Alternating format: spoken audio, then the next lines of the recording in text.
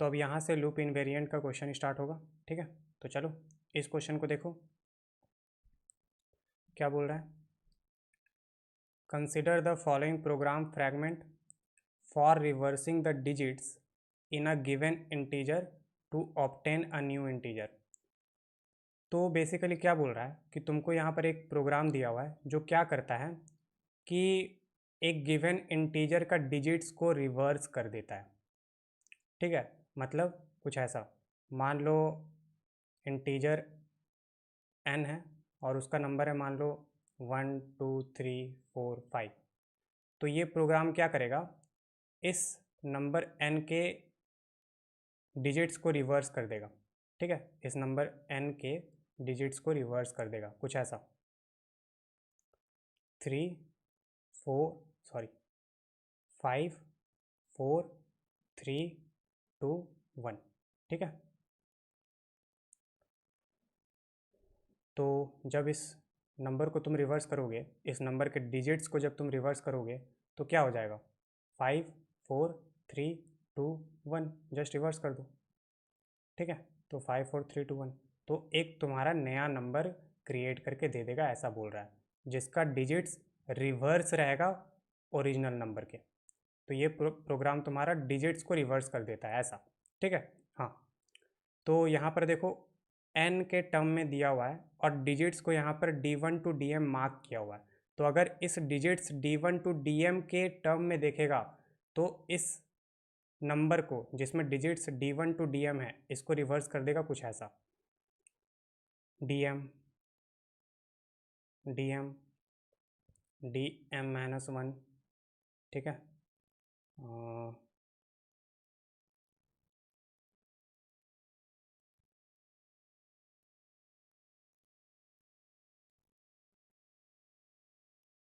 अरे भाई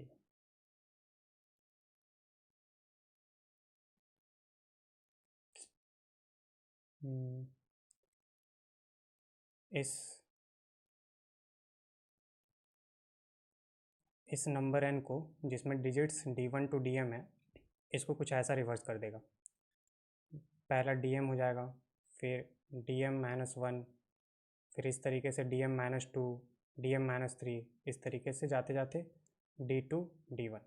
ठीक है, तो इस तरीके से डिजिट्स को रिवर्स कर देगा। ठीक है ना, तो अगर नंबर के टर्म में देखो, ठीक है, अपना जो नॉर्मल नंबर के टर्म में देखो तो 1 2 3 4 5 को रिवर्स कर देगा, 5 4 3 2 1 में डिजिट्स को रिवर्स कर देगा। और अगर डी के टर्म में देखो, क्योंकि यहाँ पर देख सकते हो ऑप्शन में डी के टर्म में ही सॉल्व किया है, तो अगर डी के टर्म में देखो तो मान लो कोई नंबर n है, उसमें डिजिट्स है d1 टू dm, तो अगर इसको रिवर्स करेंगे तो क्या हो जाएगा, तो d1 है पहले, फिर d2 है, फिर डॉट डॉट डॉट dm है, तो रिवर्स करेंगे तो क्या हो जाएगा, पहले dm आएगा, फिर dm-1 आएगा, फिर dot dot dot d2 d1। तो बस वही लिखें, पहले dm, फिर dm-1, फिर dot dot dot d2 d1। तो जस्ट इस d1 टू dm डिजिट्स को रिवर्स कर देगा, dm टू d1 कर देगा ये वाला गिवन प्रोग्राम ऐसा। ठीक है, तो ये क्वेश्चन ऐसा बोल रहा है। अब देखो यहाँ पर अगर तुम ऑप्शन में गौर से देखेगा तो क्या बोल रहा है आगे क्वेश्चन, पहले वो पढ़ो। आगे क्वेश्चन में क्या बोल रहा है, the loop invariant condition at the end of ith iteration is. तो बोल रहा है कि जब इस वाइल लूप को तुम रन कर रहा होगा तो ith इटरेशन के बाद तुम्हारा n और रेव का वैल्यू क्या होगा। ठीक है, देख सकते हो ऑप्शन में क्लियरली देख सकते हो कि n का वैल्यू पूछ रहा है और रेव का वैल्यू पूछ रहा है, किसके टर्म में, d1 d2 D dot dot dot dm के टर्म में। मतलब यहाँ पर जो डिजिट मार्क किया है, यहाँ पर जो डिजिट मार्क किया है d के टर्म में, उसी d के टर्म में यहाँ पर आंसर पूछ रहा है। ठीक है, तो बेसिकली क्वेश्चन में पूछ रहा है कि ith इटरेशन के बाद जब तुम इस वाइल लूप को रन कर रहा होगा, डिजिट्स को रिवर्स कर रहा होगा, तो इस लूप को रन करते वक्त ith इटरेशन के बाद तुम्हारा n का वैल्यू और रेव वेरिएबल का वैल्यू क्या होगा, ऐसा पूछ रहा है। ठीक है, तो अब देखो इसमें कभी भी ऐसा गलती मत करना कि तुम इस डिजिट के टर्म में इस क्वेश्चन को सॉल्व करने का कोशिश कर रहा है, नहीं। हम लोग का जो ह्यूमन ब्रेन है वो वेरिएबल से ज़्यादा डिजिट्स को रिकॉग्नाइज करने में बहुत ज़्यादा बोल सकते हो कि नहीं होता है, प्रेफर करता है, ठीक है। हम लोग का ह्यूमन ब्रेन वेरिएबल से ज़्यादा एक डिजिट या नंबर को रिकॉग्नाइज करने में ज़्यादा प्रेफर करता है। तो डायरेक्टली इस पे अगर तुम इस एल्गोरिदम को रन करेगा और तुम सोचेगा कि ith इटरेशन के बाद रुक जाएंगे और देखेंगे कि मेरा वेरिएबल n और वेरिएबल रेफ में क्या डिजिट आया है d के टर्म में, तो वो काफ़ी डिफ़िकल्ट होगा या फिर शायद गलत सॉल्व हो, ठीक है, या फिर सॉल्व ही ना हो। तो कैसे सॉल्व करेंगे? एग्जाम्पल लेके, सिंपल, ठीक है। जहाँ भी तुमको वेरिएबल के टर्म में कुछ पूछा है वहाँ पर एग्जाम्पल ले लो, सिंपल। तो एग्जाम्पल ले लेंगे, तो ऑलरेडी एक एग्जाम्पल ले लिया 1 2 3 4 5, इसी को रिवर्स कराते हैं, ठीक है। तो इसको रब कर रहे हैं क्योंकि ये तो फाइनल रिजल्ट है, हमसे फाइनल रिजल्ट नहीं पूछ रहा है, हमसे पूछ रहा है कि जब इस वाइल लूप को रन कर रहे होंगे, डिजिट्स को रिवर्स कर रहे होंगे, तो ith इटरेशन के बाद, मतलब जब ये लूप तुम्हारा ith टाइम रन कर रहा होगा, उसके बाद तुम्हारा वेरिएबल n और वेरिएबल रिव का क्या वैल्यू होगा। मतलब वाइल लूप को रन कराते वक्त बीच में ही उस लूप को रोको, ith इटरेशन में लूप को रोको और हमको वेरिएबल n और वेरिएबल रेव का वैल्यू बताओ, ऐसा बोल रहा है, ठीक है। तो हम क्या करेंगे, इस एग्जाम्पल को यूज़ करेंगे 1 2 3 4 5। तुम कुछ भी ले सकते हो, छोटा लेना, ज़्यादा बड़ा मत लेना, अब इतना भी छोटा मत लेना, 1 2 मत लेना, ठीक है। थोड़ा सा बड़ा लो और बहुत ज़्यादा बड़ा नहीं, तो 1 2 3 4 5 सही है, डिसेंट है, ठीक है। तो अब इसको रिवर्स कराएंगे, मतलब इस 1 2 3 4 5 में एल्गोरिदम रन करेंगे। कौन सा एल्गोरिदम? ये एल्गोरिदम। चलो रन करते हैं। तो इसको हटाते हैं क्योंकि ये तो फाइनल रिजल्ट है, हमको फाइनल रिजल्ट तो चाहिए नहीं। तो बोला है eight the end of ith iteration, तो हम क्या करेंगे, eight the end of second iteration रुक जाएंगे, ठीक है। तो हम यहाँ पर क्या करते हैं, i की जगह 2 लिख देते हैं। तो हम सेकेंड इटरेशन के बाद रुक जाएंगे और देखेंगे मेरा n और रेव वेरिएबल में क्या वैल्यूज़ है, और उसके अकॉर्डिंग हम ऑप्शन को टिक करेंगे, ठीक है। चलो, तो एक n वेरिएबल क्रिएट किए हैं, ठीक है, और एक रेव वेरिएबल क्रिएट किए हैं। तो एक रेव भी वेरिएबल क्रिएट करना है, कर लो। तो एक n वेरिएबल क्रिएट कर ही दिए, एक रेव वेरिएबल भी क्रिएट कर लो, कर दिए। फिर आगे बोल रहा है नेक्स्ट स्टेटमेंट, ये वाला स्टेटमेंट एग्जीक्यूट हो गया। अब नेक्स्ट स्टेटमेंट देखो क्या बोल रहा है, रेव वेरिएबल में वैल्यू 0 पुट कर दो। तो रेव वेरिएबल में वैल्यू 0 पुट कर दिए। अब क्वेश्चन में तुमको क्लियरली बोल दिया है, यहाँ पर भले ही यहाँ पर प्रोग्राम में नहीं बोला है, ठीक है, भले ही यहाँ पर प्रोग्राम में नहीं बोला है, लेकिन क्वेश्चन में बोल दिया क्या, इस वेरिएबल n में ऑलरेडी कोई नंबर है। तो हम इस वेरिएबल n में क्या नंबर मान लिए, 1 2 3 4 5, इसी को रिवर्स कराना है, ठीक है ना। तो अब चलो एल्गोरिदम को रन करो। तो अब इस वाइल लूप को रन करना है, तो कंडीशन चेक करो, क्या n इज़ ग्रेटर देन 0। तो n का वैल्यू क्या है, 1 2 3 4 5। क्या 1 2 3 4 5 इज़ ग्रेटर देन 0? हाँ बिल्कुल। तो अब वाइल लूप के अंदर आ जाएंगे, ठीक है, क्योंकि कंडीशन ट्रू हो गया। तो वाइल लूप के अंदर आ जाओ, फर्स्ट स्टेटमेंट को एग्जीक्यूट करो। तो क्या बोल रहा है, वेरिएबल रेव में इस एक्सप्रेशन का वैल्यू को स्टोर कराओ। तो क्या है इस एक्सप्रेशन का वैल्यू, तो कैलकुलेट करो। तो रेव इंटू 10, तो रेव का वैल्यू क्या है, 0। तो 0 इंटू 10 क्या होगा, 0। तो इस पूरे का वैल्यू है 0 और प्लस n मॉड्यूलो 10। तो n का वैल्यू क्या है, 1 2 3 4 5। तो जब इस 1 2 3 4 5 को 10 से डिवाइड करेंगे तो क्या रिमाइंडर आएगा, 5। तो इसका वैल्यू हो गया 5।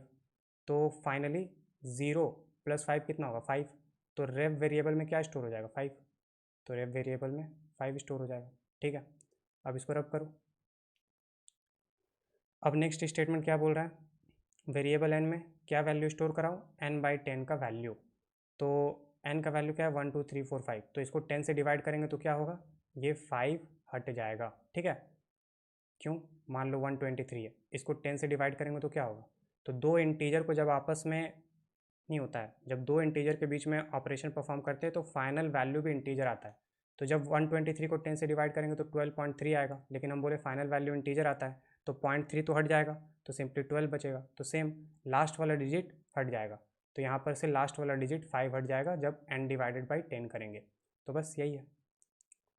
तो लास्ट वाला डिजिट को हटा दो, 5 को काट दो, काट दिए। तो अब देखो वाइल लूप के अंदर का दोनों स्टेटमेंट एग्जीक्यूट हो गया। तो फर्स्ट इटरेशन हो गया। हम बोले कि हम eight the end of second iteration देखेंगे कि वेरिएबल n और रेव में क्या वैल्यू है, ठीक है ना। तो फर्स्ट इटरेशन हो गया, एक और इटरेशन कर लो। तो फिर से वाइल लूप का कंडीशन चेक हो, क्या n इज ग्रेटर देन 0, तो n का वैल्यू क्या है, तो n का वैल्यू है 1 2 3 4। तो क्या 1 2 3 4 is greater than 0, true, condition true, तो वाइल लूप के अंदर आ जाएगा। अब वाइल लूप के अंदर का फर्स्ट स्टेटमेंट को एग्जीक्यूट करो। तो रेव में, वेरिएबल रेव में इस एक्सप्रेशन का वैल्यू को स्टोर करा दो। तो क्या है, रेव इंटू 10, तो रेव का अभी वैल्यू क्या है 5, तो 5 इंटू 10 कितना हो जाएगा, तो ये हो जाएगा 50।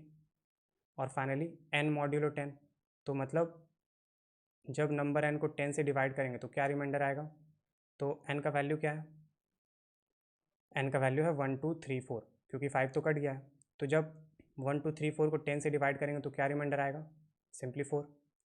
तो इसका वैल्यू क्या होगा 4, n मॉड्यूलो 10 का वैल्यू होगा 4। तो 50 प्लस 4 कितना होगा 54। तो वेरिएबल रेव में क्या स्टोर हो जाएगा 54। तो 5 को काटो, 54 स्टोर करा दो, ठीक है। अब इस वाले को रब करो, पुराने वैल्यूज़ को रब कर दिए। अब नेक्स्ट स्टेटमेंट एग्जीक्यूट करो। तो वेरिएबल n में n बाई 10 का वैल्यू स्टोर करो। तो n बाई 10 मतलब नंबर n का जो भी वैल्यू है उसको 10 से डिवाइड कर दो। तो नंबर n में क्या वैल्यू है 1 2 3 4, तो इसको 10 से डिवाइड करेंगे। तो अभी हम बताएं कि 10 से डिवाइड करेंगे तो लास्ट वाला डिजिट गायब हो जाएगा, ठीक है ना। तो इस 4 को काट दो और बाकी जो रिमेनिंग 123 है वो वापस से n में स्टोर हो जाएगा। तो बस लास्ट वाले डिजिट 4 को काट दो, काट दी, ठीक है। तब ये वाला स्टेटमेंट भी एग्जीक्यूट हो गया। अब देखो वाइल लूप के अंदर का दोनों स्टेटमेंट एग्जीक्यूट हो गया।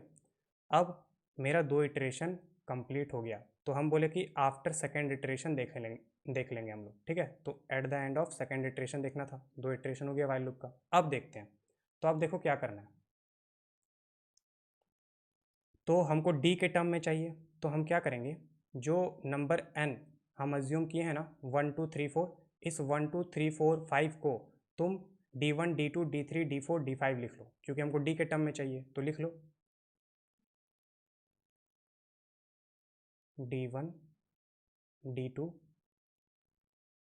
d2 d3 d4। I don't know तुमको दिख रहा है कि नहीं, थोड़ा सा बड़ा लिख देते हैं। d1 d2 d3 d3, या थोड़ा इसी को अच्छे से लिखते हैं 1 2 3 4 5, और 4 5 कट गया था, 4 5 कट गया था, ठीक है। अब क्लियरली लिखते हैं d1 d2 d3 d4 d5, ठीक है। हाँ, तो अब ये d4 d5 तो कट गया, ठीक है, 4 और 5 तो कट गया। तो अब इस d4 d5 को काट दो, d4 को काट दो,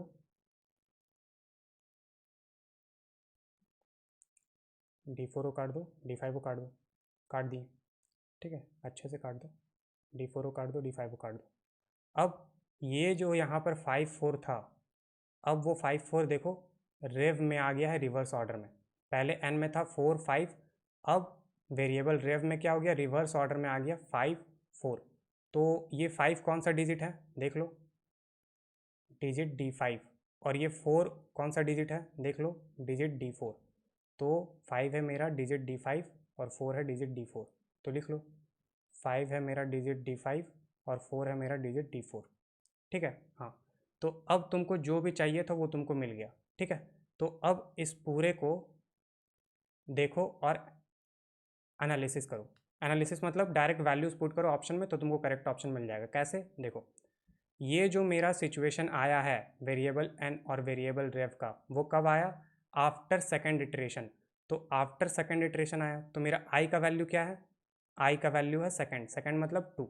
तो देखो मेरे पास i का वैल्यू है और मेरा m का वैल्यू क्या है, क्योंकि अगर तुम ऑप्शन में देखेगा तो हमको m चाहिए, अगर तुम ऑप्शन में देखेगा तो हमको क्या क्या चाहिए, हमको m चाहिए, i का वैल्यू चाहिए, बस सिर्फ हमको m का वैल्यू चाहिए, i का वैल्यू चाहिए, तो मेरा करेक्ट ऑप्शन मिल जाएगा। तो i का वैल्यू तो हमको पता है 2 है, m का वैल्यू क्या है, तो देखो यहाँ पर है इस वेरिएबल n में, देखो जो क्वेश्चन में दिया हुआ है d1 to dm, तो बेसिकली ये m क्या रिप्रेजेंट कर रहा है, नंबर ऑफ डिजिट्स, ठीक है, 1 से स्टार्ट हो रहा है और m तक जा रहा है, तो नंबर ऑफ डिजिट्स, तो मेरा कितना नंबर ऑफ डिजिट्स था, d1 to d5, 5 number of digits, ठीक है, डायरेक्टली d5 देख लो, लास्ट वाला ही तो था, m इक्वल्स टू 5, तो जितने नंबर ऑफ डिजिट्स है वही है m, ठीक है, तो m मेरा क्या है, m है मेरा 5, तो तुमको i का वैल्यू भी मिल गया और m का वैल्यू भी मिल गया। अब तुम क्या करो, तुमको पता है कि रेव में तुम्हारा कहाँ से कहाँ तक है, d5 to d4, और n तुम्हारा कहाँ से कहाँ तक है, d1 to d3, सिंपल। अब तुम यहाँ पर ऑप्शन में m और i का वैल्यू पुट करते जाओ और देखो कि तुम्हारे n में d1 to d3 प्रेजेंट है और रेव में d5 और d4 प्रेजेंट है, अगर हाँ तो तुम्हारा वो ऑप्शन करेक्ट ऑप्शन है, सिंपल, ठीक है। तो बस m और i का तुम वैल्यू पुट कर दिया ऑप्शन बाय ऑप्शन में। तो सबसे पहले ऑप्शन ए में पुट करते हैं, तो देखो इस n में तुम्हारा d1 से स्टार्ट हो रहा है, ठीक है, अपना देख सकते हो n में d1 से स्टार्ट हो रहा है, ठीक है, और कहाँ तक जा रहा है, d3 तक। तो अब तुम इस m और i का वैल्यू पुट करो यहाँ m और i में और देखो क्या ये d3 है, अगर हाँ तो इसका मतलब n के लिए तो सही है, तो चलो पुट करो m और i का वैल्यू।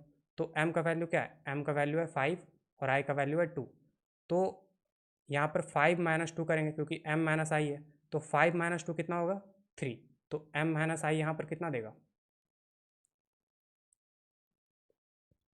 m माइनस आई देगा, एक शॉर्टकट भी बताएंगे, m माइनस आई देगा 3, इनफैक्ट ये शॉर्टकट है, हमको एक्सप्लेन करने में टाइम लग रहा है। तो देखो यहाँ पर m माइनस आई का वैल्यू क्या आया, m माइनस आई का वैल्यू आया 3, तो इसका मतलब d1 से लेकर d3 डिजिट तक मेरा वेरिएबल n में प्रेजेंट है। तो देख लो मेरा वेरिएबल n में d1 से लेकर d3 डिजिट तक प्रेजेंट है, मतलब सही है, d1 से लेकर d3 तक सही है, ठीक है ना, क्योंकि यहाँ पर m माइनस आई का वैल्यू क्या आया 3, तो मतलब लास्ट डिजिट d3 है, और मेरा वेरिएबल n में भी देख लो लास्ट डिजिट d3 है, तो सही है, तो n के लिए सही है। अब रेव के लिए देख लेते हैं, तो रेव में देख लो मेरा क्या है, डिजिट d5 d4 बस, ठीक है। तो अब कोई स्टूडेंट क्या गलती करेगा, बोलेगा अरे यार रेव में तो यहीं पर 2 डिजिट है, तो कम से कम एक और डिजिट चाहिए, ऐसा कुछ भी नहीं है, ठीक है, ऐसा कुछ भी नहीं है। क्वेश्चन में बोला है क्या कि तुमको 10 डिजिट लेना है, 20 डिजिट लेना है, नहीं, तुम कोई भी नंबर को रिवर्स कर सकते हो, तुम वैल्यूज़ को तो पुट करो पहले, ये भी सही है राइट, कि पहले वैल्यूज़ को तो पुट करें, हाँ, तो चलो वैल्यूज़ को पुट करते हैं। तो यहाँ पर m माइनस आई प्लस 1, तो इसको पहले रिजॉल्व करो, तो चलो करते हैं। m का वैल्यू क्या है, m का वैल्यू है 5 और i का वैल्यू है 2, तो m माइनस आई प्लस 1, 5 माइनस 2 प्लस 1, तो ये क्या होगा, 5 माइनस 2 3 प्लस 1 4, राइट। तो देखो मेरा लास्ट डिजिट क्या है, d4, ठीक है, ये d और ये m माइनस आई प्लस 1 को सॉल्व किए तो 4, तो d4, ठीक है, तो लास्ट वाला डिजिट d4 है, और देख सकते हो मेरा जो खुद का रेप वेरिएबल है उसमें भी लास्ट डिजिट d4 है, तो यहाँ पर ये फर्स्ट 2 डिजिट कहाँ से आया, फिर d4 के पहले तो एक ही डिजिट होना चाहिए था d5, चलो देखते हैं। तो यहाँ पर dm है, तो m का वैल्यू पुट करो, तो m का वैल्यू क्या है 5, तो ये मेरा क्या हो जाएगा d5, ठीक है, तो m का वैल्यू पुट करो, m का वैल्यू है 5, तो ये मेरा मिल गया d5, तो ये m माइनस 1 क्या है, तो देखो m का वैल्यू क्या है 5, तो 5 माइनस 1 क्या होगा 4, तो अब ध्यान दो यहाँ पर कंफ्यूज मत होना, यहाँ पर भी d4 और यहाँ पर भी d4, मतलब दोनों सेम रिप्रेजेंटेशन है, ठीक है, ऐसा मत बोलना कि 2 डिजिट d4 कहाँ से आया, नहीं, इसका मतलब है कि तुम्हारा रिवर्स वेरिएबल में एक डिजिट d5 है और एक डिजिट d4 है, इसका मतलब यही है, ठीक है, 2 बार d4 का मतलब ये है कि तुम्हारा एक ही डिजिट को ये दोनों रिप्रेजेंट कर रहा है, बस इसका मतलब यही है, ठीक है, क्योंकि ऑब्वियसली अलग अलग डिजिट को रिप्रेजेंट करने के लिए मेरे पास डी का जो सब वैल्यू है वो अलग होना चाहिए था। ये होना चाहिए था 4, तो ये होना चाहिए था 3, तब दोनों डिजिट अलग होता। लेकिन यहाँ पर भी D4 आया, यहाँ पर भी D4 आया, मतलब दोनों डिजिट सेम है, एग्जैक्टली ये सेम है, बस ये है, ठीक है। तो उस तरीके से ये क्रिएट किया हुआ है कि यहाँ पर हमको 2 D4 दिख रहा है, बस सिर्फ दिख रहा है, ठीक है ना। अदरवाइज ये D4 और ये D4 सेम। तो बस फाइनली अपना देख लो क्या है, तो डिजिट D5 और डिजिट D4 प्रेजेंट है किसमें, वेरिएबल रेव में, और अपना क्या है, अपना वेरिएबल रेव में डिजिट D5 प्रेजेंट है और डिजिट D4 प्रेजेंट है, मतलब ऑप्शन ए करेक्ट है। एन के लिए भी सेटिस्फाई कर गया, रेव के लिए भी सेटिस्फाई कर गया, मतलब करेक्ट, मतलब ये एलिमिनेट नहीं होगा, ठीक है, करेक्ट मतलब ये एलिमिनेट नहीं होगा, क्योंकि एक एग्जांपल से हम डायरेक्टली किसी भी ऑप्शन को करेक्ट नहीं बोल सकते, ठीक है ना, मतलब ये ऑप्शन एलिमिनेट नहीं होगा। अगर बाकी 3 एलिमिनेट हो गया तो option A is the correct option, ठीक है। अब ऑप्शन बी में आओ, तो अब ऑप्शन बी तुम ऐसे ही इसको गलत डिक्लेयर कर सकता है। क्यों गलत डिक्लेयर कर सकते हैं, देखो रिवर्स वेरिएबल में देखो क्या बोल रहा है कि डी एम माइनस आई से शुरू होगा और डिजिट D1 तक जाएगा। क्या मेरा रेव वेरिएबल में सेकेंड इटरेशन या ith इटरेशन के बाद मेरा लास्ट डिजिट कभी D1 हो सकता है? अगर हम ith इटरेशन को, ठीक है, आई को अगर हम लास्ट इटरेशन ना माने, अगर हम लास्ट इटरेशन ना माने, ठीक है, मिडिल का कोई इटरेशन माने, तो तुम्हारा रेव वेरिएबल में कभी D1 प्रेजेंट हो सकता है? नहीं, क्योंकि हो क्या रहा है, अगर तुम एल्गोरिदम को अगर ध्यान से देखेगा तो हो क्या रहा है कि वेरिएबल n का जो लास्ट डिजिट 5 है वो देखो पहले रेव वेरिएबल में स्टोर हुआ, फिर जो सेकंड लास्ट डिजिट 4 है वो तुम्हारा रेव वेरिएबल में स्टोर हुआ, मतलब n से लास्ट डिजिट उठ रहा है और रेव वेरिएबल में वो स्टोर हो रहा है, सेकंड लास्ट डिजिट उठ रहा है वो रेव वेरिएबल में जाके स्टोर हो रहा है। तो इस तरीके से डिजिट उठते जा रहा है और रिवर्स में तुम्हारा रेव वेरिएबल में स्टोर होता जा रहा है। तो ये जो फर्स्ट डिजिट D1 है, ये जो फर्स्ट डिजिट D1 है, ये तुम्हारा लास्ट इटरेशन के बाद ही तुम्हारा रेव वेरिएबल में प्रेजेंट हो सकता है, जब D5 D4 D3 करते करते D1। तो ये D1 तुम्हारा लास्ट इटरेशन के बाद ही तुम्हारा रेव वेरिएबल में प्रेजेंट हो सकता है, ठीक है, बीच के इटरेशन में प्रेजेंट हो ही नहीं सकता, सिंपल। तो यहाँ पर तुम्हारा क्या बोल दिया कि रेव वेरिएबल में तुम्हारा ith इटरेशन के बाद डिजिट D1 तुम्हारा लास्ट में प्रेजेंट होगा, गलत, बिल्कुल गलत। D1 मेरा रेव वेरिएबल में लास्ट में एंड में प्रेजेंट होगा, ठीक है, एंड वाले इटरेशन के बाद जब मेरा लूप टर्मिनेट कर जाएगा तब, ठीक है। तो ऑब्वियसली ऑप्शन बी तो गलत है। और एक रीज़न से गलत है, क्या, तुम वेरिएबल n में ही देख सकते हो, वेरिएबल n में क्या बोल रहा है कि तुम्हारा लास्ट डिजिट dm है।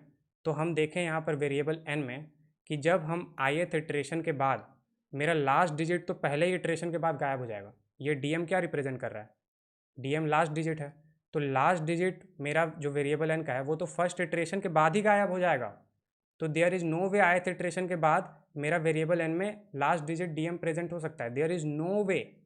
तो तुम इस n से भी यहाँ पर एलिमिनेट कर सकता है और रेव से भी यहाँ पर एलिमिनेट कर सकता है, सिंपल। तो ऑप्शन बी एलिमिनेट हो गया, ठीक है। अब ऑप्शन सी में आओ, ऑप्शन सी में क्या बोल रहा है कि तुम्हारा ith इटरेशन के बाद वेरिएबल n और रेव का वैल्यू कभी सेम हो ही नहीं सकता। तो इसके लिए तुम फटाक से दिमाग में एक एग्जांपल सोच सकता है, क्या, देखो अगर मान लो n का वैल्यू कुछ ऐसा है 1 2 2 1 ऐसा, तो मान लो आफ्टर सेकेंड इटरेशन होगा क्या, n का जो लास्ट 2 डिजिट है वो रेव वेरिएबल में चला जाएगा, ठीक है, एक एक करके डिजिट जा रहा है, अभी हम बताएं। तो आफ्टर फर्स्ट इटरेशन ये लास्ट वाला 1 तुम्हारा रेव में चला जाएगा, तो ये 1 को काट दो, ठीक है, काट दो मतलब रब कर रहे हैं, ठीक है, काट रहे मतलब रब कर रहे हैं, तो रब कर दिए। फिर n का जो लास्ट वाला अभी जो सेकंड लास्ट डिजिट 2 है वो आफ्टर सेकंड इटरेशन, देखो n इक्वल्स टू 1 2 2 1 था, राइट, और रेव में अभी कुछ नहीं था, तो हम बोले कि हम आफ्टर सेकंड इटरेशन देखेंगे, तो आफ्टर फर्स्ट इटरेशन n का जो लास्ट डिजिट है वो तुम्हारा रेव में स्टोर हो जाएगा, तो अब n का लास्ट डिजिट गायब कर दो। अब आफ्टर फर्स्ट इटरेशन एन का लास्ट डिजिट रेव में स्टोर हो गया। अब आफ्टर सेकेंड इटरेशन, क्योंकि हम बोले कि हमको आफ्टर सेकेंड इटरेशन देखना है, तो आफ्टर सेकेंड इटरेशन एन का सेकेंड लास्ट डिजिट 2 वो रेव में स्टोर हो जाएगा। तो अब ये सेकेंड लास्ट डिजिट 2 तुम्हारा रेव में स्टोर हो जाएगा। तो अब देखो आफ्टर सेकेंड इटरेशन एन का वैल्यू भी क्या है 1 2 और रेव का वैल्यू भी क्या है 1 2। तो आफ्टर ith इटरेशन एन और रेव का वैल्यू सेम हो सकता है। हर बार सेम हो ऐसा जरूरी नहीं है, लेकिन हाँ किसी किसी वैल्यू के लिए सेम हो सकता है। जैसे अभी हम देखें कि n इक्वल्स टू 1 2 2 1 के लिए आफ्टर सेकेंड इटरेशन n और रेव वेरिएबल का वैल्यू सेम हो सकता है, और यहाँ पर एग्जाम्पल दे दिए। ठीक है, हाँ तो ऑब्वियसली ऑप्शन सी में बोल रहा है कि हो ही नहीं सकता। ठीक है, कि after ith iteration variable n और रेव का वैल्यू सेम हो ही नहीं सकता, तो ये गलत है। अभी हम एग्जाम्पल देख लिए। ठीक है, अब ऑप्शन डी में देखो क्या बोल रहा है। ऑप्शन डी तो क्लियरली गलत है। क्यों? क्योंकि यहाँ पर क्या बोल रहा है देखो, after ith iteration variable n में d1 टू dm सारा डिजिट प्रेजेंट रहेगा, और वेरिएबल रेव में तुम्हारा सारा डिजिट रिवर्स ऑर्डर में dm टू d1 प्रेजेंट रहेगा। बेवकूफ़ है, अभी तक तो हम पूरा वाइल लूप को अभी क्या बोलते हैं रन भी नहीं किए हैं। ठीक है, तो रेव वेरिएबल में सारा डिजिट रिवर्स ऑर्डर में आ ही नहीं सकता, पहला।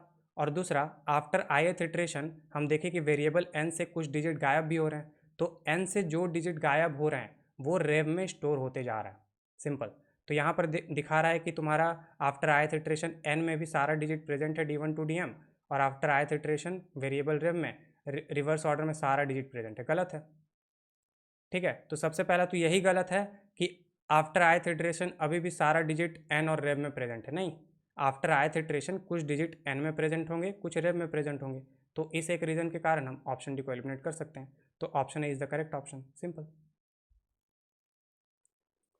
ठीक है, तो इस तरीके से इस क्वेश्चन को तुम इजीली सॉल्व कर सकते थे। देखो हम एक्सप्लेन किए डिटेल्स में, इसीलिए हमको टाइम लग गया, अदरवाइज एग्जाम्पल का यूज़ करके तुम इसको ईजिली सॉल्व कर सकता था। ठीक है, जैसे हम बताएं वैसे। ठीक है, तो आई होप तुमको समझ में आ गया होगा। तो क्लियर है ये क्वेश्चन? क्लियर है ये क्वेश्चन?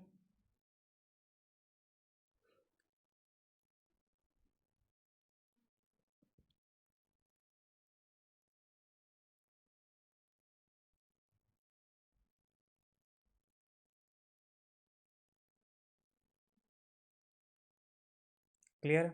अच्छा, इसमें कुछ कंफ्यूजिंग नहीं रह गया राइट? मतलब ऐसा नहीं लगा ना कि हम चीज़ों को कंफ्यूज कर रहे हैं? किसी को ऐसा लगा? अगर ऐसा नहीं लगा तो क्रिस्टल क्लियर लिखो कि हाँ क्रिस्टल क्लियर है।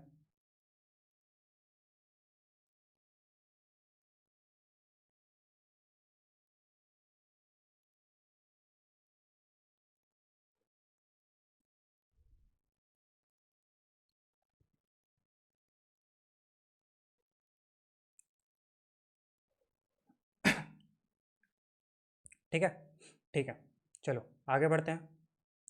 तो अब नेक्स्ट क्वेश्चन, ये क्वेश्चन अब तुम लोग खुद से बना सकता है, लेकिन ठीक है बनाने नहीं देंगे, टाइम वेस्ट हो जाएगा। अब देखो इसमें क्या बोल रहा है, consider the following pseudo code. तो तुमको यहाँ पर एक सूडो कोड दिया हुआ है। ठीक है, सूडो कोड मतलब कि एक नॉर्मल लैंग्वेज में कोई प्रोग्राम लिखा हुआ है। ठीक है, मतलब ये सिंटैक्ट, मतलब ये कोई स्पेसिफिक प्रोग्रामिंग लैंग्वेज नहीं है, लाइक सी नहीं है, जावा नहीं है। ठीक है, एक तुमको स्टेटमेंट बाय स्टेटमेंट एक नॉर्मल लैंग्वेज में कोड लिख दिया बस। ठीक है, सूडो कोड का मतलब यही, where x and y are positive integers. तो तुमको एक सूडो कोड दिया हुआ है और बोल दिया है कि x and y are positive integers. ठीक है, तो ये तुम्हारा सूडो कोड है। फिर आगे क्या बोल रहा है, the post condition that needs to be satisfied after the program terminates is. तो बोल रहा है कि जब ये प्रोग्राम टर्मिनेट कर जाएगा तो क्या क्या कंडीशन सेटिस्फाई करना चाहिए। ठीक है, जब ये प्रोग्राम टर्मिनेट कर जाएगा तो क्या क्या कंडीशन सेटिस्फाई करना चाहिए।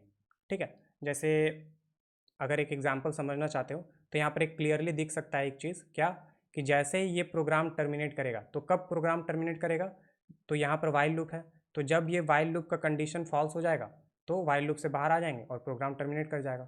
तो यहाँ पर देख सकते हो ये वाइल लूप कब फॉल्स होगा, जब R is less than Y हो जाए, क्योंकि जब तक R is greater than equals to Y रहेगा तब तक वाइल लूप रन करेगा, और जैसे ही R is less than Y हो जाएगा तो वाइल लूप टर्मिनेट कर जाएगा और फाइनली प्रोग्राम एंड कर जाएगा। तो वही बोल रहा है कि जब ये प्रोग्राम टर्मिनेट कर जाएगा तो उसके बाद क्या क्या कंडीशन सेटिस्फाई करना चाहिए ऐसा।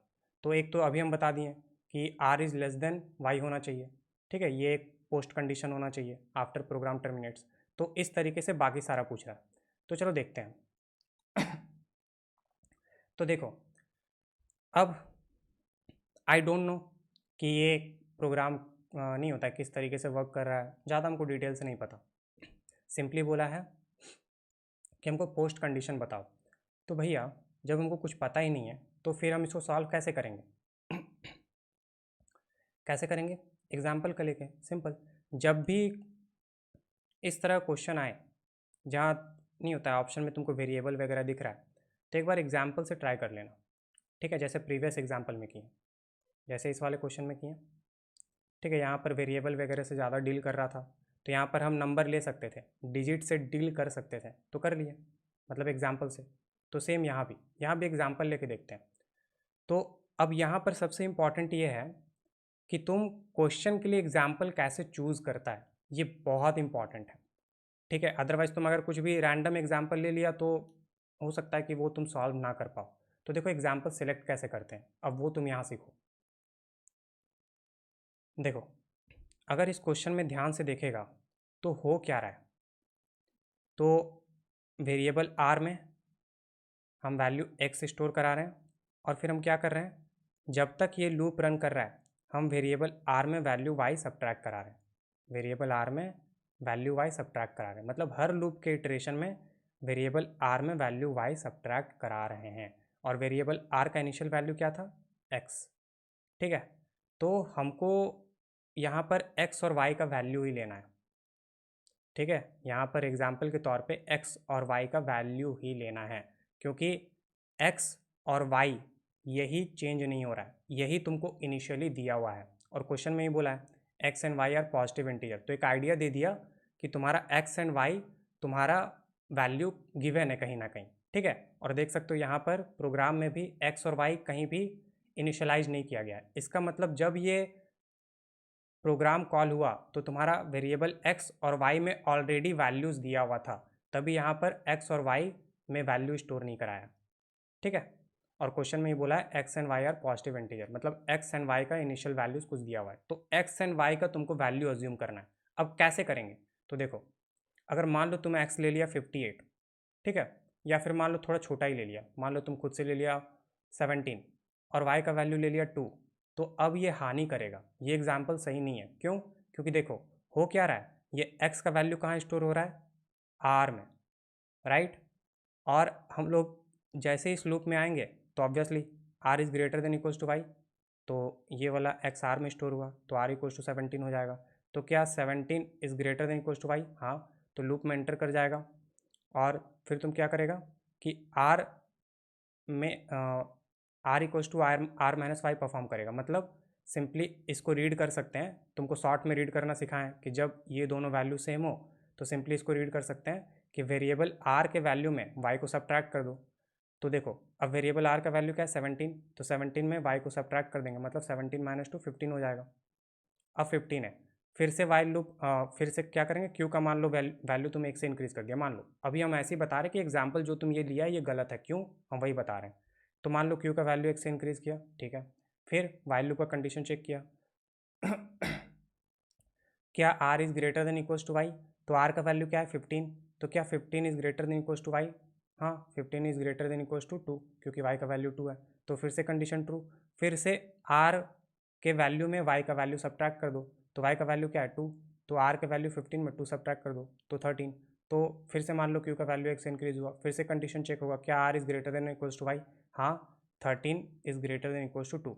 तो इसका मतलब अब देखो हो क्या रहा है, तुमको आइडिया लग गया होगा कि 13 में से 2 सब्ट्रैक्ट करो, ठीक है, तो 13 में से 2 सब्ट्रैक्ट करेंगे 11, फिर 11 में से 2 सब्ट्रैक्ट करो फिर 9, मतलब ये कितनी बार तुमको इस वाइल लूप को रन करना पड़ेगा, एग्ज़ाम में इतना समय नहीं होता अपने पास, तो इसीलिए एग्जाम्पल सही सिलेक्ट करना ज़रूरी है।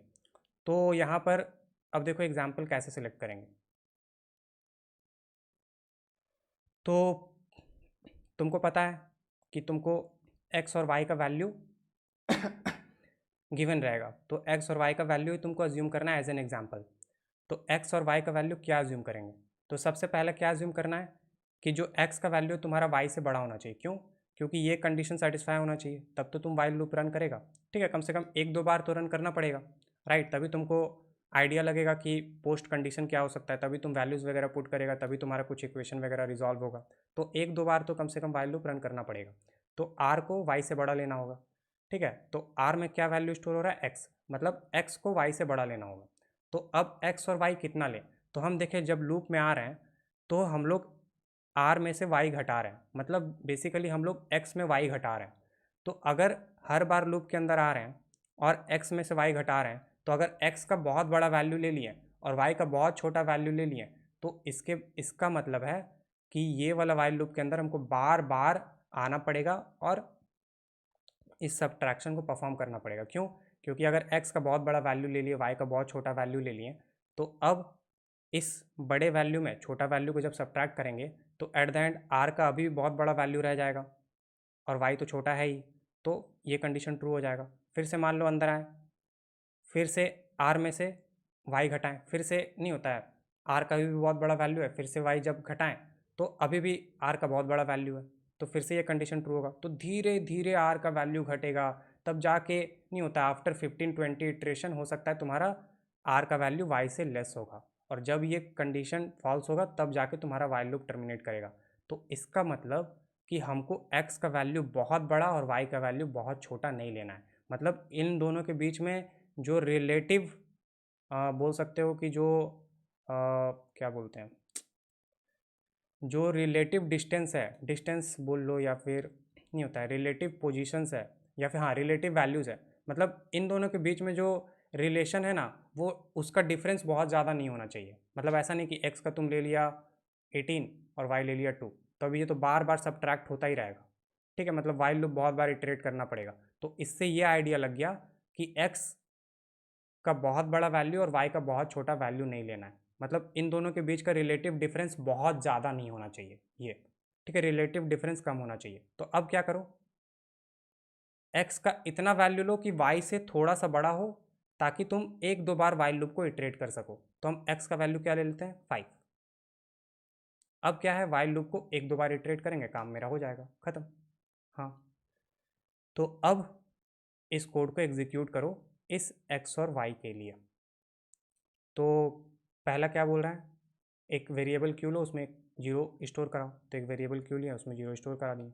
फिर नेक्स्ट स्टेटमेंट क्या बोल रहा है, आर में एक्स स्टोर कराओ, तो एक वेरिएबल आर क्रिएट करो, उसमें एक्स का वैल्यू स्टोर कराओ। एक्स का वैल्यू क्या है? 5, तो 5 स्टोर करा दिए। अब ये वाला स्टेटमेंट एग्जीक्यूट हो गया, तो एरो मार्क कर दे रहा।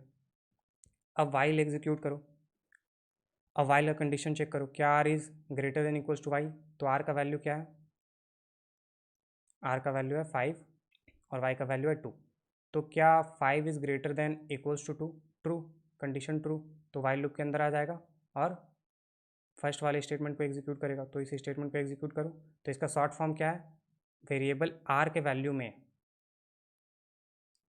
वेरिएबल आर के वैल्यू में वाई का वैल्यू को सब्ट्रैक्ट करो। तो वेरिएबल आर के वैल्यू में जो कि 5 है, उसमें वाई का वैल्यू को सब्ट्रैक्ट करो, मतलब 5 - 2, तो कितना होगा? 3। तो इस 5 में जब 2 माइनस करेंगे तो 3, तो आर में 3 स्टोर हो जाएगा। ठीक है, तो ये वाला स्टेटमेंट एग्जीक्यूट हो गया। अब नेक्स्ट स्टेटमेंट एग्जीक्यूट करो। तो नेक्स्ट स्टेटमेंट क्या बोल रहा है कि ये दोनों देखो सेम है, तो इसको भी शॉर्ट में रीड कर सकते हो कि वेरिएबल क्यू में, ठीक है, वेरिएबल क्यू के वैल्यू में तुम 1 ऐड करा दो। तो वेरिएबल क्यू का वैल्यू क्या है? 0, तो 0 में 1 ऐड करा दो, तो 0 + 1 कितना होगा? 1, तो क्यू में 1 ऐड करा दिए। अब देखो वाइल लूप के अंदर का कोड एग्जीक्यूट हो गया। हाँ, अब इन दोनों एरो को रब करो और वापस से वाइल लूप का कंडीशन चेक करो, क्या r is greater than equals to y? तो आर का वैल्यू क्या है? 3, तो और y का वैल्यू क्या है? 2, तो क्या 3 is greater than equals to 2? हाँ, ट्रू, कंडीशन ट्रू, तो कंडीशन ट्रू है तो फिर से वाइल लूप के अंदर आ जाएंगे। फिर फर्स्ट स्टेटमेंट एग्जीक्यूट करो, तो r के वैल्यू में y का वैल्यू को सब्ट्रैक्ट कर दो। तो r का वैल्यू कितना है? 3, तो इस 3 में y का वैल्यू को सब्ट्रैक्ट कर दो विच इज़ 2, तो 3 - 2 कितना होगा? 1, तो r का वैल्यू कितना हो जाएगा? 1। तो ये वाला स्टेटमेंट एग्जीक्यूट हो गया। अब नेक्स्ट स्टेटमेंट एग्जीक्यूट करो, तो वेरिएबल क्यू के वैल्यू में 1 ऐड करा दो। तो वेरिएबल क्यू का वैल्यू कितना है 1, तो 1 + 1 कितना हो जाएगा 2। तो क्यू में 1 ऐड करा दिए तो 2 हो गया। तो वाइल लूप के अंदर का सारा कोड एग्जीक्यूट हो गया। अब पुराने एरोज पर अब करो, अब वापस से कंडीशन चेक करो, क्या r is greater than equals to y. तो आर का वैल्यू कितना है 1 और वाई का वैल्यू कितना है 2। तो क्या 1 is greater than equals to 2, false, क्योंकि 1 इज़ लेस देन 2। तो अब कंडीशन फॉल्स हो गया, तो अब वाइल लूप टर्मिनेट कर जाएगा, मेरा प्रोग्राम एंड कर गया। ठीक है, अब क्या करना है, कुछ नहीं, अब ऑप्शन बाय ऑप्शन इक्वेशंस में वैल्यू पुट करो और देखो कि कौन सा ऑप्शन एलिमिनेट हो रहा है। अगर मान लो नहीं होता है कि अभी भी 2 ऑप्शन बच गया, तो फिर से एक दूसरा एग्जाम्पल लेंगे इस तरीके से। तो चलो ऑप्शन को एलिमिनेट करते हैं। तो सबसे पहले ऑप्शन ए को उठाते हैं। तो ऑप्शन ए का इक्वेशन क्या है, r equals to q x plus y. तो इसमें पुट करो, तो आर का वैल्यू क्या है, तो आर का वैल्यू है 1। ठीक है ना, फाइनल वैल्यूज़ देखना है क्योंकि बोला है आफ्टर द प्रोग्राम टर्मिनेट्स। तो आर का वैल्यू है 1, तो 1 इक्वल्स टू, और क्यू का वैल्यू क्या है, क्यू का वैल्यू है 2, तो 2 इंटू, ठीक है, यहाँ पर जस्ट वैल्यूज़ पुट कर रहे हैं। तो क्यू इंटू एक्स का वैल्यू चाहिए था, तो क्यू का वैल्यू 2 पुट कर दिए। अब एक्स का वैल्यू क्या है, एक्स का वैल्यू है 5, तो 2 इंटू 5 प्लस वाई का वैल्यू, तो वाई का वैल्यू क्या है, वाई का वैल्यू 2, तो 2, तो 1 इक्वल्स टू 2 5 ज़ा 10 प्लस 2 12। तो क्या 1 और 12 सेम है, नहीं, गलत। तो ये इक्वेशन गलत है, इसका मतलब ऑप्शन ए एलिमिनेट हो जाएगा।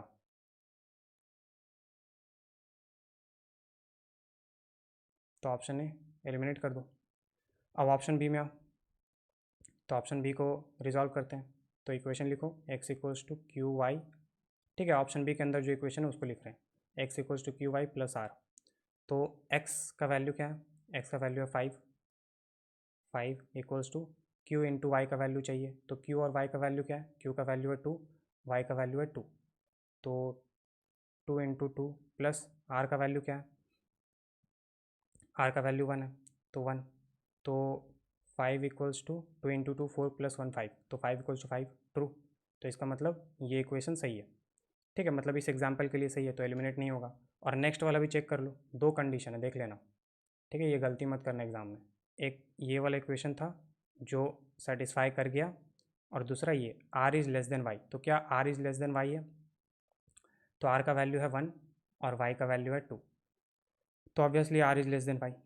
और इसको चेक करने की ज़रूरत भी नहीं थी, क्योंकि हमको पता है कि ये वाई लूप कब टर्मिनेट करेगा, जब आर लेस देन वाई होगा। ठीक है, तो ये तो होना ही था। तो ऑप्शन बी एलिमिनेट नहीं हुआ। अब ऑप्शन सी को देखते हैं, तो ऑप्शन बी एलिमिनेट नहीं हुआ, राइट।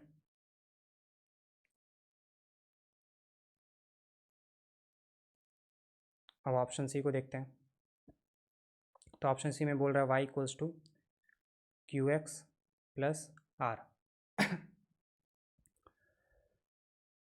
तो देखो y का वैल्यू क्या है, y का वैल्यू है 2, तो लिख दो 2 equals to q into x.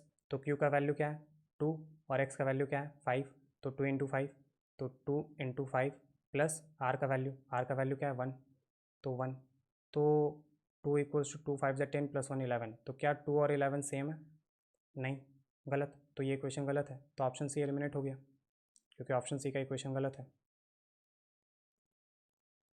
तो ऑप्शन सी एलिमिनेट हो गया। अब ऑप्शन डी का चेक कर लो, तो ये वाला इक्वेशन लिखो, q plus 1 less than r minus y. ठीक है, तो क्यू प्लस 1 का वैल्यू चाहिए, तो क्यू का वैल्यू क्या है 2, तो 2 plus 1 less than r minus y. तो आर का वैल्यू क्या है, आर का वैल्यू है 1, वाई का वैल्यू है 2, तो 1 माइनस 2, तो 1 माइनस 2। तो इसको लिख सकते हैं पूरा 2 plus 1 3 less than 1 minus 2 minus 1।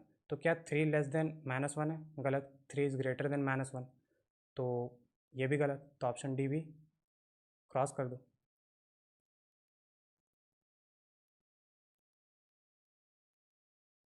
तो ऑप्शन डी भी क्रॉस कर दिए, एलिमिनेट हो जाएगा। तो ऑप्शन बी बच गया, तो option B is the correct option. Clear.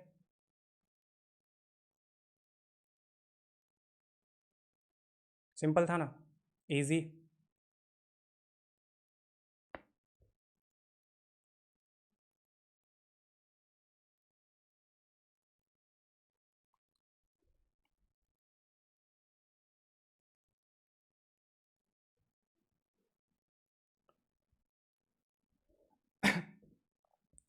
ठीक है, तो आई होप सबको क्लियर हो गया होगा। ठीक है, तो आगे मूव करते हैं नेक्स्ट क्वेश्चन पे।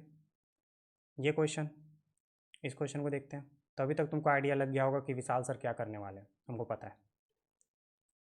The following function computes X पर power Y for positive integers x and Y.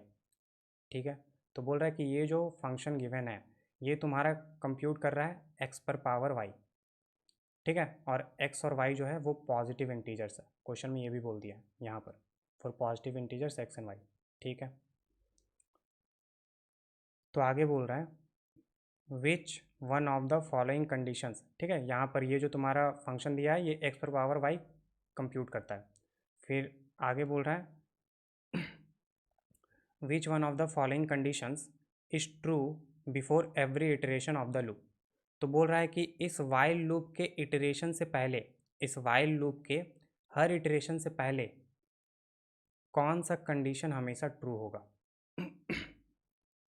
ठीक है, तो इस वाइल लूप के इटरेशन से पहले कौन सा कंडीशन हमेशा ट्रू होगा। ठीक है, तो वाइल लूप के हर इटरेशन से पहले, याद रखना, वाइल लूप के हर इटरेशन से पहले, every, before every iteration of the loop.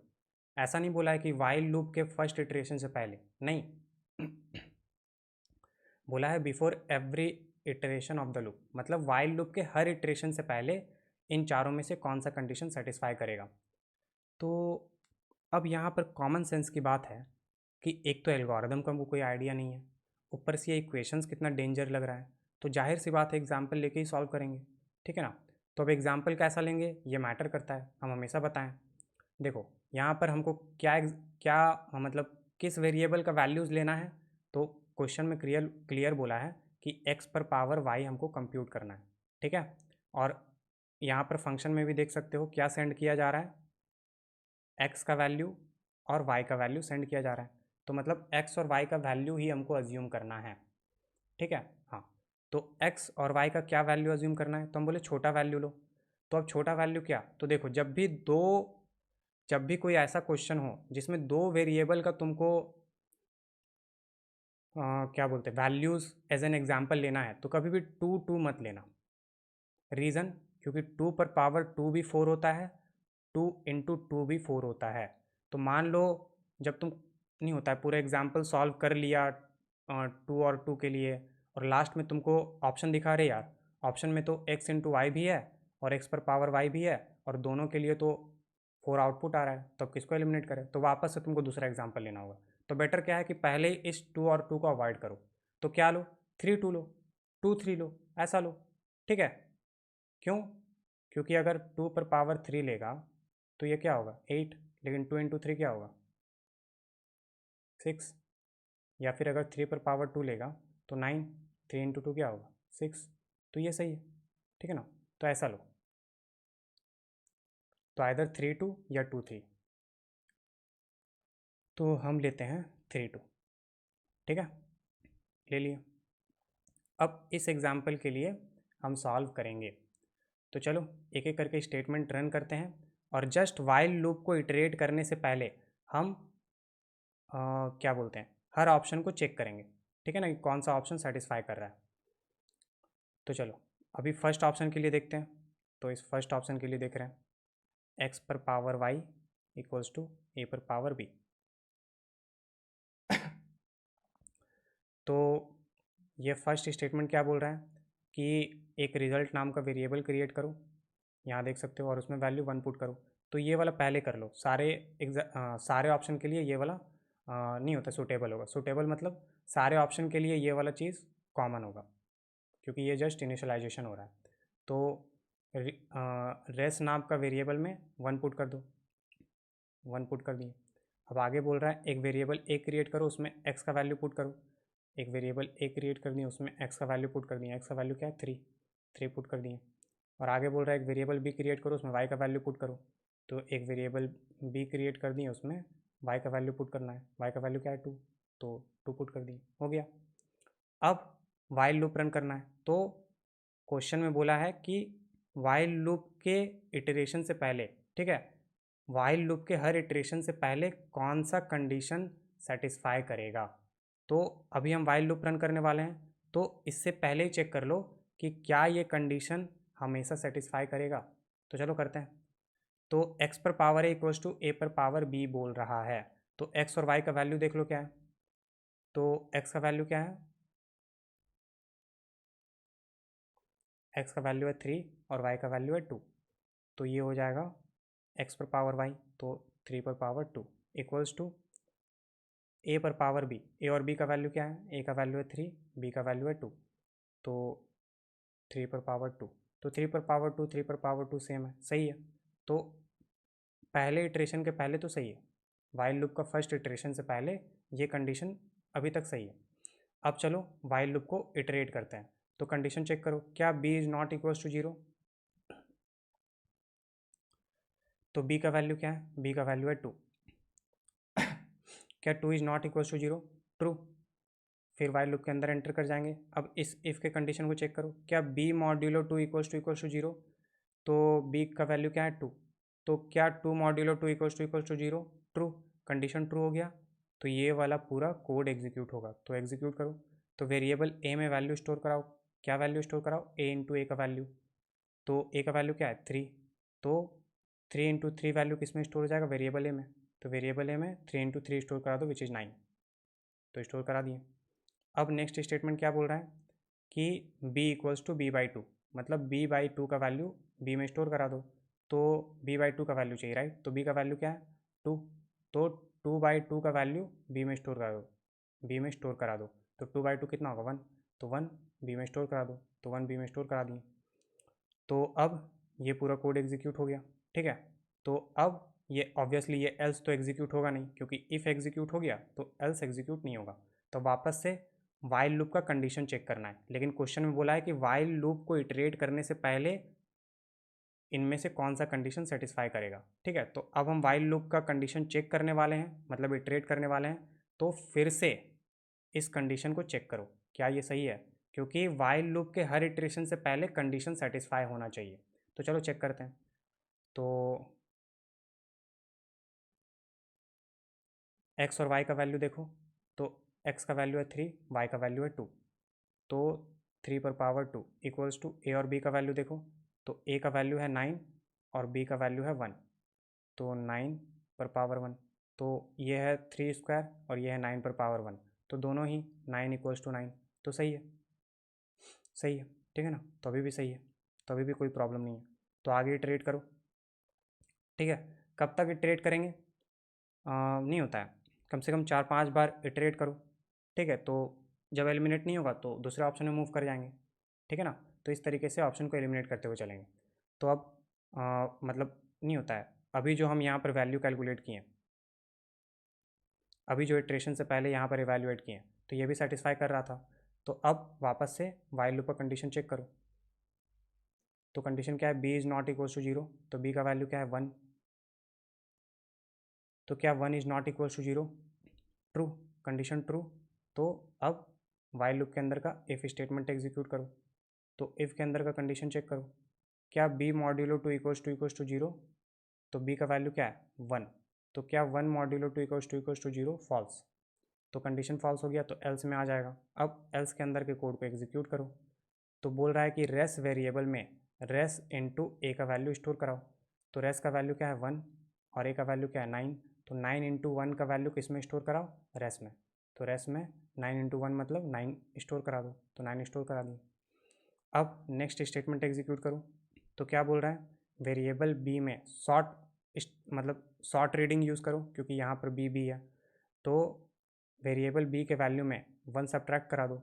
तो वेरिएबल बी के वैल्यू जो कि 1 है उसमें 1 सब्ट्रैक्ट करा दो, तो 1 माइनस 1 कितना होगा 0, ठीक है।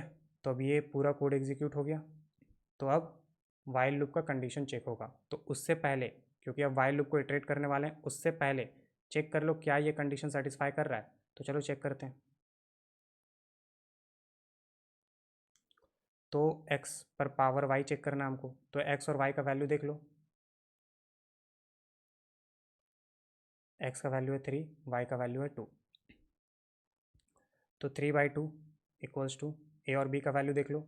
a का वैल्यू है 9, b का वैल्यू है 0, तो 9 पर पावर 0, तो ऑब्वियसली आप देख सकते हो 9 = 1। क्या ये सही है? गलत है, गलत है। इसका मतलब ऑप्शन ए एलिमिनेट हो जाएगा, ठीक है, क्योंकि ये वाला कंडीशन सेटिस्फाई नहीं किया, तो ऑप्शन ए गलत।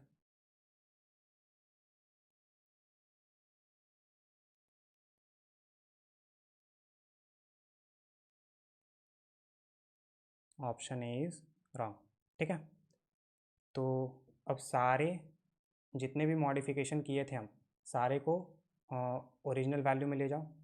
तो जितना मॉडिफिकेशन है सब पूरा कर रहे हैं। अब नेक्स्ट एग्जांपल के लिए स्टार्टिंग से चेक करना है। तो अब ऑप्शन बी के लिए चेक करना है, तो ऑप्शन बी के लिए चेक करो। तो ऑप्शन बी को अच्छे से लिख लो, रेस इंटू ए का power Y equals to race into x का पावर बी। हाँ ठीक है। अब वाइल लूप को इटरेट करना है। हम बोले कि ये सबका कॉमन रहेगा, ये जस्ट इनिशियलाइजेशन है, इसमें कोई चेंजेस नहीं आएगा। तो वाइल लूप को अब इटरेट करना है, तो उससे पहले इस कंडीशन को चेक कर लो, क्योंकि हर वाइल लूप के इटरेशन से पहले कंडीशन चेक करना है। तो चलो करते हैं। तो रेस इंटू ए का पावर वाई, तो रेस और ए का वैल्यू देख लो। तो रेस का वैल्यू क्या है 1 और ए का वैल्यू क्या है 3। तो ये कितना हो जाएगा 1 × 3 विच इज़ 3। इसका पावर क्या है वाई, तो वाई का वैल्यू क्या है 2। तो 2 equals to race into x का पावर बी। तो रेस का वैल्यू क्या है 1 और एक्स का वैल्यू क्या है 3। तो 1 × 3 का पावर बी का वैल्यू क्या है 2। तो ये हो जाएगा 9 = 9। तो सही है, अभी सही है, ठीक है। तो वाइल लूप के पहले, मतलब वाइल लूप को इटरेट करने से पहले कंडीशन चेक किया, अभी तक सही है ऑप्शन बी वाला। तो अब चलो वाइल लूप का कंडीशन चेक करते हैं। क्या b is not equals to 0, तो बी का वैल्यू क्या है 2। तो क्या 2 is not equals to 0, true, condition true, तो वाइल लूप के अंदर आ जाएगा। अब इफ़ वाला कंडीशन चेक करो, क्या बी मॉड्यूलो 2 इक्वल्स टू 0, तो बी का वैल्यू 2 है। तो क्या 2 मॉड्यूलो 2 इक्वल्स टू 0, ट्रू, तो कंडीशन ट्रू है, तो ये वाला पूरा स्टेटमेंट एग्जीक्यूट होगा। तो इसको एग्जीक्यूट करो। तो वेरिएबल ए में ए इंटू ए का वैल्यू स्टोर करा दो। तो ए का वैल्यू क्या है 3, तो 3 × 3 वेरिएबल ए में स्टोर करा दो। तो 3 × 3 9 होगा, तो 9 स्टोर करा दिए। अब ये वाला स्टेटमेंट एग्जीक्यूट हो गया। अब नेक्स्ट स्टेटमेंट एग्जीक्यूट करो। तो वेरिएबल बी में b/2 का वैल्यू स्टोर करा दो। तो b का वैल्यू क्या है 2, तो 2/2 1 वेरिएबल बी में स्टोर करा दो। तो वेरिएबल बी में 1 स्टोर करा दिए। तो ये वाला स्टेटमेंट भी एग्जीक्यूट हो गया। अब वाइल लूप के अंदर का सारा स्टेटमेंट एग्जीक्यूट हो गया। तो अब वापस से वाइल लूप के कंडीशन को चेक करेंगे, मतलब वापस से वाइल लूप को इटरेट करेंगे। उससे पहले इस वाले कंडीशन को चेक कर लो, ऑप्शन बी वाले कंडीशन को चेक कर लो, ठीक है। इस वाले कंडीशन को चेक कर लो सेटिस्फाई कर रहा है कि नहीं। तो पहले सारे पुराने वैल्यूज़ को रब करो।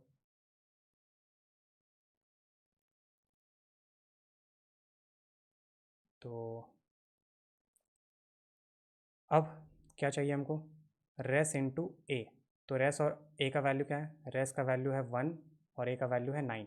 तो 1 × 9, 1 × 9 पर पावर वाई का वैल्यू। तो वाई का वैल्यू क्या है 2।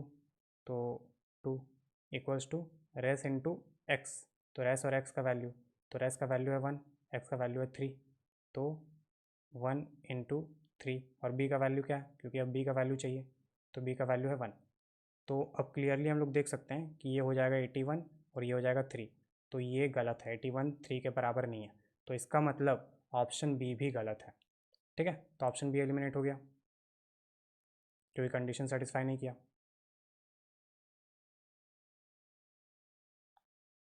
तो ऑप्शन बी भी गलत है।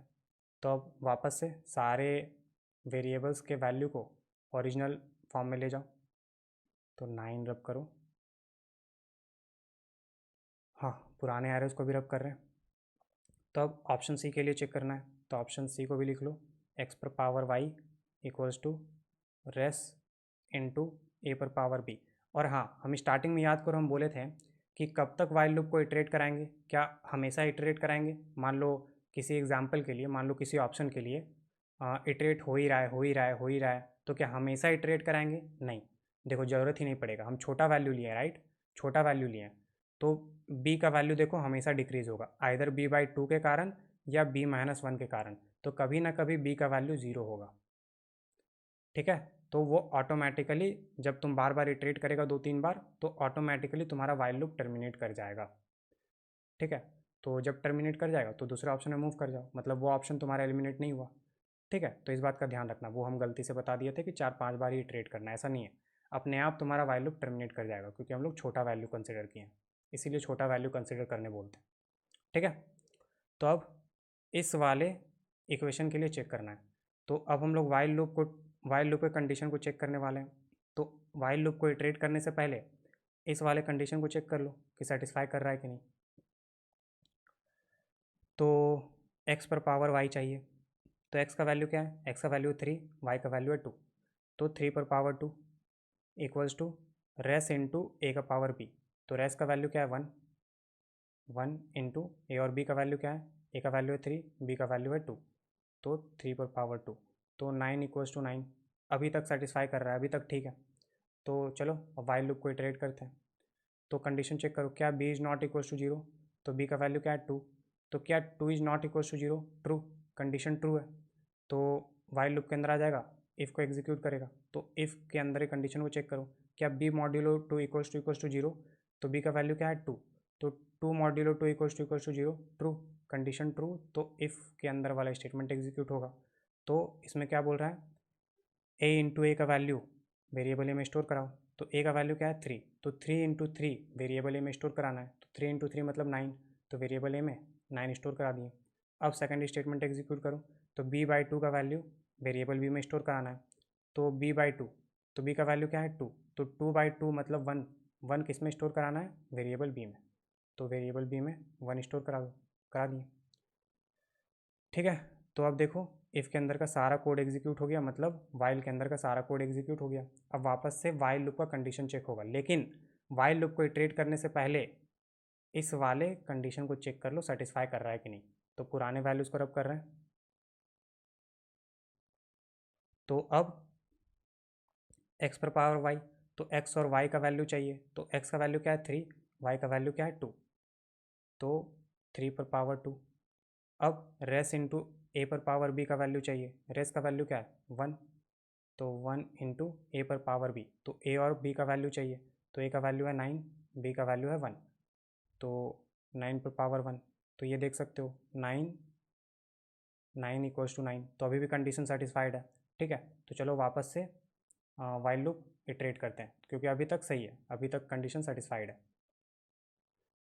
सॉरी, यहाँ 1 होगा, हाँ, तो अब वापस से वाइल लूप का फिर से कंडीशन चेक करो, क्या b is not equals to zero, तो b का वैल्यू है 1, तो क्या 1 is not equals to zero, true, condition true, तो वाइल लूप के अंदर इफ़ के कंडीशन को चेक करो, क्या b modulo two equals to zero, तो b का वैल्यू क्या है 1, तो क्या 1 modulo two equals to zero, false, तो एल्स में आ जाएगा और एल्स के अंदर का कोड को एग्जीक्यूट करेगा, तो करो, तो वेरिएबल रेस में रेस इंटू ए का वैल्यू स्टोर करा दो, तो रेस इंटू ए का वैल्यू क्या है, तो रेस और ए का वैल्यू देखो, रेस का वैल्यू है 1, ए का वैल्यू है 9, तो 9 इंटू वन किस में स्टोर करा दो, रेस में, तो 9 इंटू वन 9, तो 9 रेस में स्टोर करा दिए।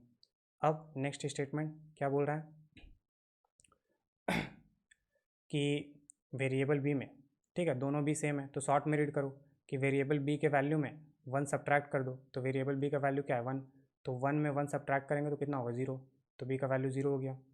तो अब देखो ये पूरा कोड एग्जीक्यूट हो गया, तो अब वापस से वाइल लूप का कंडीशन चेक करना है, लेकिन वाइल लूप को इटरेट करने से पहले इस वाले कंडीशन के लिए फिर से चेक कर लो, क्योंकि अभी तक ये कंडीशन सेटिस्फाई कर रहा है। तो पुराने वैल्यूज़ पर अब करो, तो x पर पावर y, तो x और y का वैल्यू देख लो, x का वैल्यू है 3, y का वैल्यू है 2, तो 3 पर power 2 equals to race into A पर पावर b का वैल्यू, तो रेस का वैल्यू है 9, 9 इंटू ए पर पावर b का वैल्यू, तो a का वैल्यू है 9 और b का वैल्यू है 0, तो a का वैल्यू है 9 और b का वैल्यू है 0, तो ये 9 इक्वल्स टू 9 आएगा, तो इसके लिए भी सेटिस्फाई कर गया, तो यहाँ तक भी ठीक है। ठीक है, हाँ यहाँ तक सब कुछ सही है। तो अब वाइल लूप का कंडीशन चेक करना था, क्योंकि अभी तक ये कंडीशन सेटिस्फाई कर रहा है। तो वाइल लूप का कंडीशन चेक करो, क्या b is not equals to zero, तो b का वैल्यू क्या है, ज़ीरो। तो क्या zero is not equals to zero, false, condition false हो गया। तो वाइल लूप के बाहर आ जाएंगे और रिटर्न कर देंगे रेस्ट का वैल्यू। तो ये कंडीशन जो ऑप्शन सी वाला जो इक्वेशन है, ये सारे कंडीशन को सेटिस्फाई किया, ठीक है, हर लूप के इटरेशन से पहले वाले। तो मतलब इसको एलिमिनेट नहीं कर सके हम लोग। तो अब ऑप्शन डी के लिए चेक करते हैं। अगर ऑप्शन डी भी एलिमिनेट नहीं हुआ तो दूसरा एग्जाम्पल लेना होगा, ठीक है। तो ऑप्शन डी के लिए चेक करते हैं, इसको रब कर रहे हैं। तो ऑप्शन सी एलिमिनेट नहीं हुआ, ध्यान रखना। तो ऑप्शन डी के लिए चेक करो, एक्स पर power Y equals to race into A पर पावर बी। अब अगर तुम लोग थोड़ा सा स्मार्ट होगा ना, अगर तुम लोग थोड़ा सा स्मार्ट होगा तो एक चीज़ अभी तक समझ जाएगा। क्या एक चीज़ समझ जाएगा कि ये वाला वैल्यू जो मॉडिफाई हो रहा है वो किसके अकॉर्डिंग हो रहा है, इस वाइल लूप के अकॉर्डिंग हो रहा है। तो इसका मतलब जो चारों इक्वेशन के लिए हम वैल्यूज़ को मॉडिफाई कर रहे थे वो सेम वैल्यूज़ मॉडिफाई हो रहा था। हाँ, तो अब यहाँ पर एक चीज़ तुमको दिखाते हैं, क्या, देखो।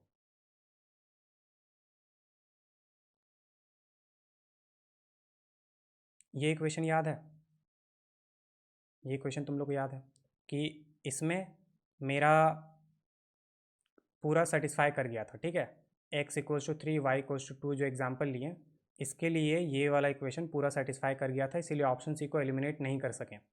अब अगर तुम लोग जैसे इसको गौर से देखेगा और जैसे ही ऑप्शन, अब तुमको पता है कि ऑप्शन डी के लिए अब चेक करना है, तो ऑप्शन डी और ऑप्शन सी में अगर तुम थोड़ा सा गौर डालेगा तो थोड़ा सा चेंज है। क्या, ऑप्शन सी में इसमें ब्रैकेट नहीं है, ऑप्शन सी में इसमें ब्रैकेट नहीं है, लेकिन ऑप्शन डी में यहाँ पर ब्रैकेट है, बस। तो और जैसे ही तुम ये लास्ट में जो ये कंडीशन सेटिस्फाई किया था, ठीक है, एक्स वाई रेस ए और बी के वैल्यू के लिए, तो यहाँ पर तुमको एक चीज़ क्लियरली दिख जाना चाहिए। क्या, देखो, यहाँ पर ये 9 कैसे आया, क्योंकि ये 9 पर पावर 0 1 हो गया, तो 1 इंटू 9 9 आया। लेकिन जैसे ही इसमें ब्रैकेट लगा देंगे, क्योंकि ऑप्शन डी के लिए भी ये सारा मॉडिफिकेशन तो सेम होगा ना, क्योंकि ये जस्ट तो ये सारे इंडिपेंडेंट इक्वेशंस हैं। यहाँ पर जो हम हर ऑप्शन के लिए चेक कर रहे हैं, ठीक है, तो ये जो मॉडिफिकेशंस हो रहा है रेस ए और बी में वो तो सेम हो रहा है, क्योंकि मॉडिफिकेशन तो इस वाइल लूप के कारण हो रहा है ना। तो सारे ऑप्शन के लिए तो वाइल लूप सेम ही है, तो इसका मतलब जो मॉडिफिकेशन हो रहा है यहाँ पर सेम हो रहा है। तो जो यहाँ पर वैल्यूज़ के लिए हम ऑप्शन सी को चेक कर रहे थे, इसका मतलब सेम वैल्यूज़ के लिए हम लोग ऑप्शन डी को भी चेक करेंगे। क्लियर, ये जो सारा वैल्यूज़ है, जिस वैल्यूज़ के लिए हम लोग ऑप्शन सी को चेक कर रहे थे, सेम सारे वैल्यूज़ के लिए हम ऑप्शन डी को भी चेक करेंगे। क्या ये बात से तुम अग्री करते हो?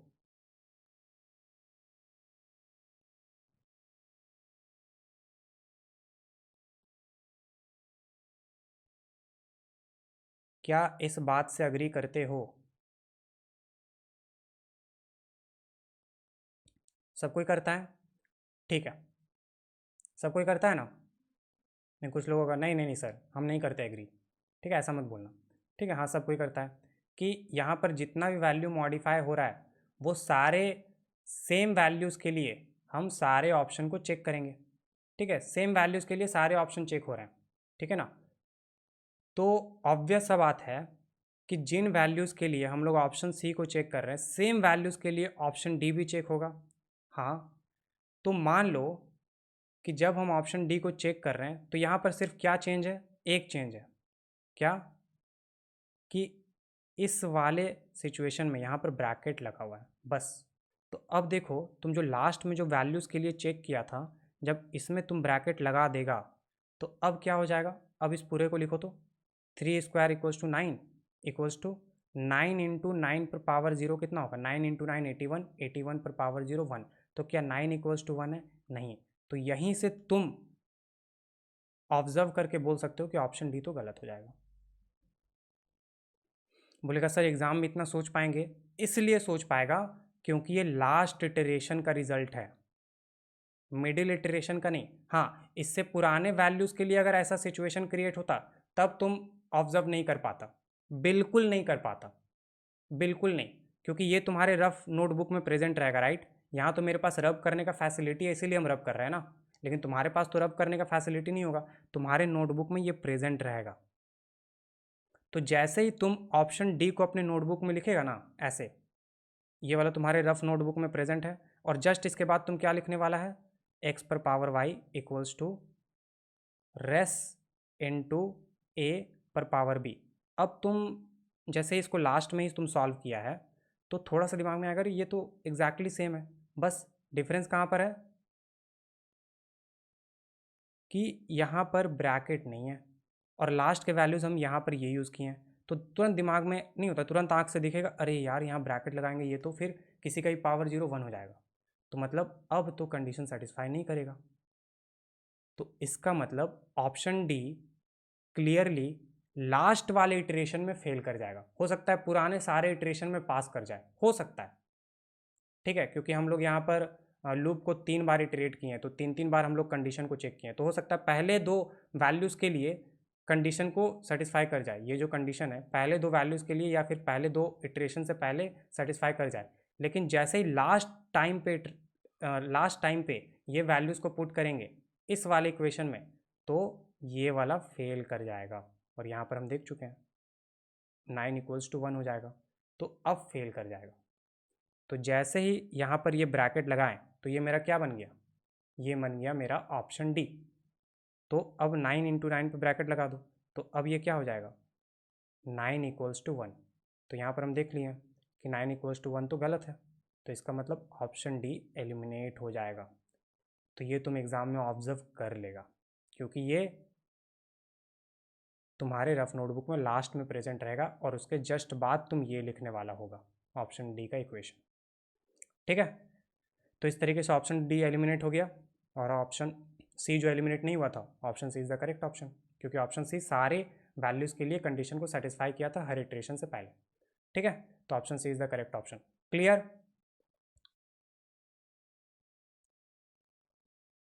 क्लियर, ठीक है। तो तुम लोग को ये भी सिखा रहे हैं कि कब चीज़ों को तुम ऑब्जर्व कर सकता है, ठीक है, कब नहीं कर सकता, वगैरह वगैरह। तो क्लियर हो गया, राइट। आगे बढ़े।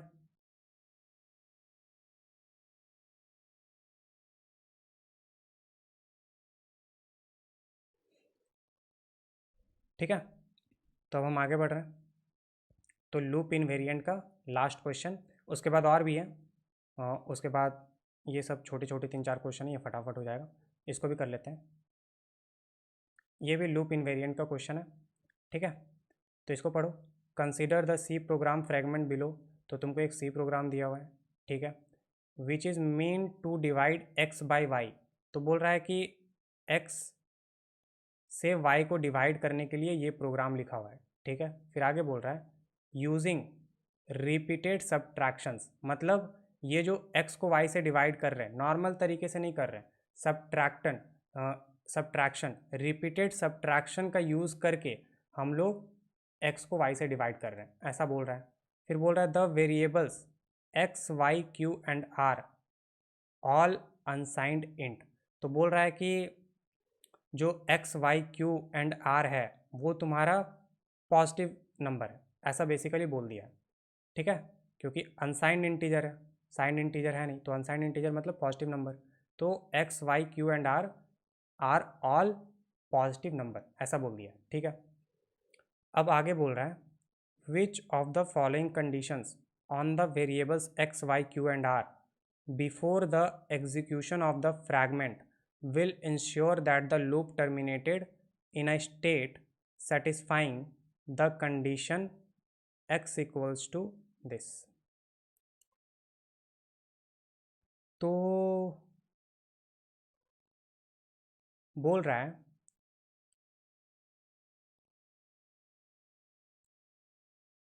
है कि जब तुम्हारा प्रोग्राम टर्मिनेट कर जाएगा, जब ये तुम्हारा कोड टर्मिनेट कर जाएगा, ठीक है, तो ये वाला कंडीशन सेटिस्फाई होगा, ठीक है ना, देख सकते हो will ensure that the loop terminated in a state satisfying the condition. ये तो बोल रहा है कि जब ये तुम्हारा लूप टर्मिनेट करेगा ना तो ये वाला कंडीशन सेटिस्फाई करेगा।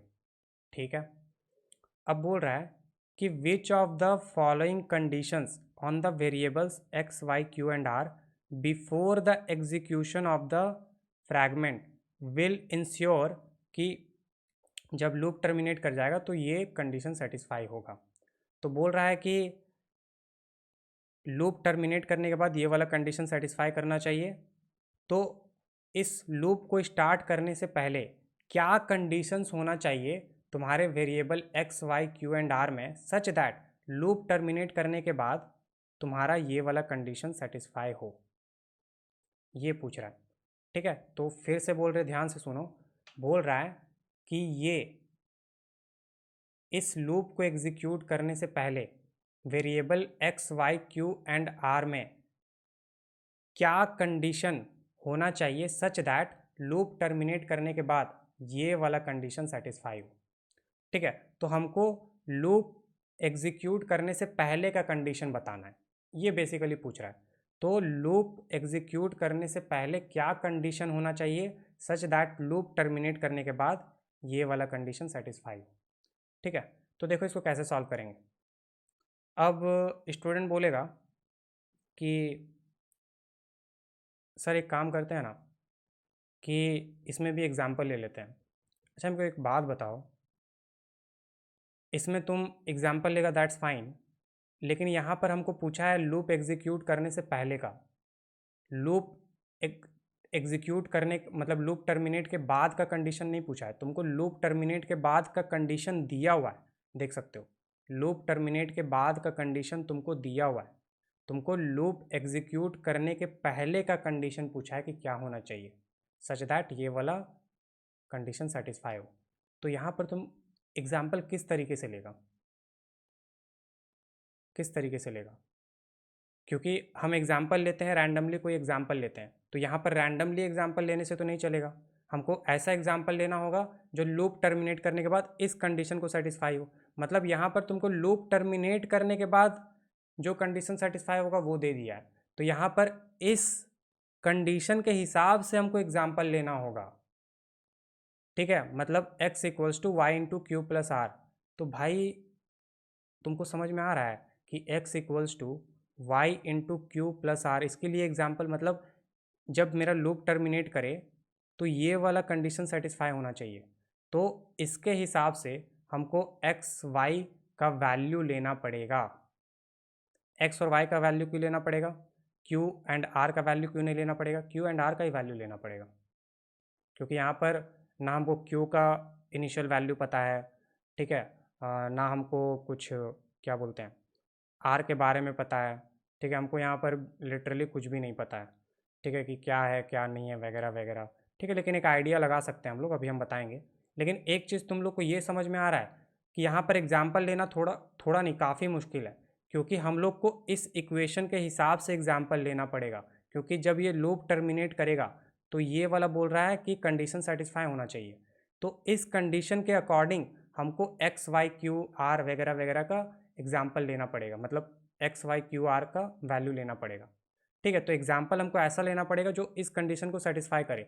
लेकिन अभी तक हम क्या करते आए हैं कि एग्जाम्पल हम लोग रैंडमली लिए हैं, और एग्जाम्पल रैंडमली ही लेना होता है, तभी एग्जाम में हम लोग क्वेश्चन को ईजिली सॉल्व कर पाते हैं। ठीक है, लेकिन यहाँ पर इसके अकॉर्डिंग एग्जाम्पल लेना तुम खुद सोच के देखो कैसे इसके अकॉर्डिंग एग्जाम्पल लेंगे। क्योंकि एक्स का तुम क्या वैल्यू लेगा, मान लो 5 ले लिया, अब वाई क्यू आर का कितना वैल्यूज होगा जो 5 के बराबर हो सकता है?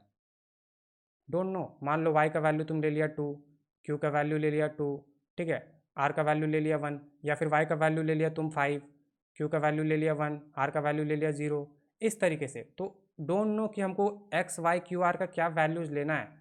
बहुत सारी चीज़ें हो सकती है, बहुत सारे एग्जाम्पल्स हो सकते हैं, और इस इक्वेशन को सेटिस्फाई जो करे हमको उस तरह का वैल्यूज लेना है। ठीक है, तो हमको अभी कुछ भी आइडिया नहीं है, तो इसीलिए यहाँ पर एग्जाम्पल लेना डिफ़िकल्ट है। हम ऐसा नहीं बोल रहे कि तुम ले नहीं सकते हो, लेकिन डिफ़िकल्ट है यहाँ पर डायरेक्टली एग्जाम्पल को सोचना। ये समझ में आया हम जो समझाएं कि यहाँ पर डायरेक्टली एग्जाम्पल को सोचना डिफ़िकल्ट है, क्योंकि यहाँ पर हमसे ऐसा नहीं पूछा है कि लूप टर्मिनेट करने के बाद क्या कंडीशन सेटिस्फाई होगा, तब तो कोई दिक्कत ही नहीं है, क्योंकि लूप टर्मिनेट करने के बाद क्या कंडीशन सेटिस्फाई होगा उसमें हम शुरू में कुछ भी रैंडम एग्जाम्पल ले सकते हैं, ठीक है ना। लेकिन यहाँ बोल रहा है कि लूप टर्मिनेट करने के बाद तुमको दिया हुआ है कि ये कंडीशन सेटिस्फाई करना चाहिए, तो इसका मतलब तुमको इस कंडीशन के अकॉर्डिंग, ठीक है, मतलब इस वाले कंडीशन के अकॉर्डिंग जो इस कंडीशन को सेटिस्फाई करे इसके हिसाब से तुमको वेरिएबल्स का वैल्यू लेना पड़ेगा। ये समझ में आ रहा है? ये समझ में आ रहा है?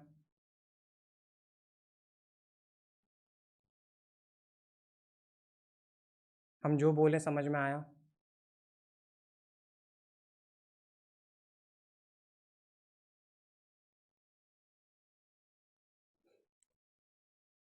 ठीक है, तो इसका मतलब यहाँ पर एग्जाम्पल लेना आसान नहीं है, क्योंकि यहाँ पर हमको प्री डिफाइंड टर्मिनेटिंग कंडीशन दे दिया है कि भैया नहीं होता, वाइल लूप टर्मिनेट करेगा तो यही इक्वेशन सेटिस्फाई करेगा, तो हमको ये बता दिया है। अब क्योंकि बता दिया है तो इसके अकॉर्डिंग वाइल लूप के एग्जीक्यूशन से पहले क्या वैल्यूज़ लेना है वो हमको सोचना पड़ेगा, ठीक है। तो ये काफ़ी डिफ़िकल्ट है, ठीक है। एक तो ये वाला कंडीशन जो है ये वाइल लूप टर्मिनेट करने के बाद है, तो वाइल लूप के पहले ऐसा क्या वैल्यूज़ लें एक्स वाई क्यू आर का ताकि टर्मिनेट करने के बाद ये इक्वेशन सेटिस्फाई हो। मतलब एक चीज़ और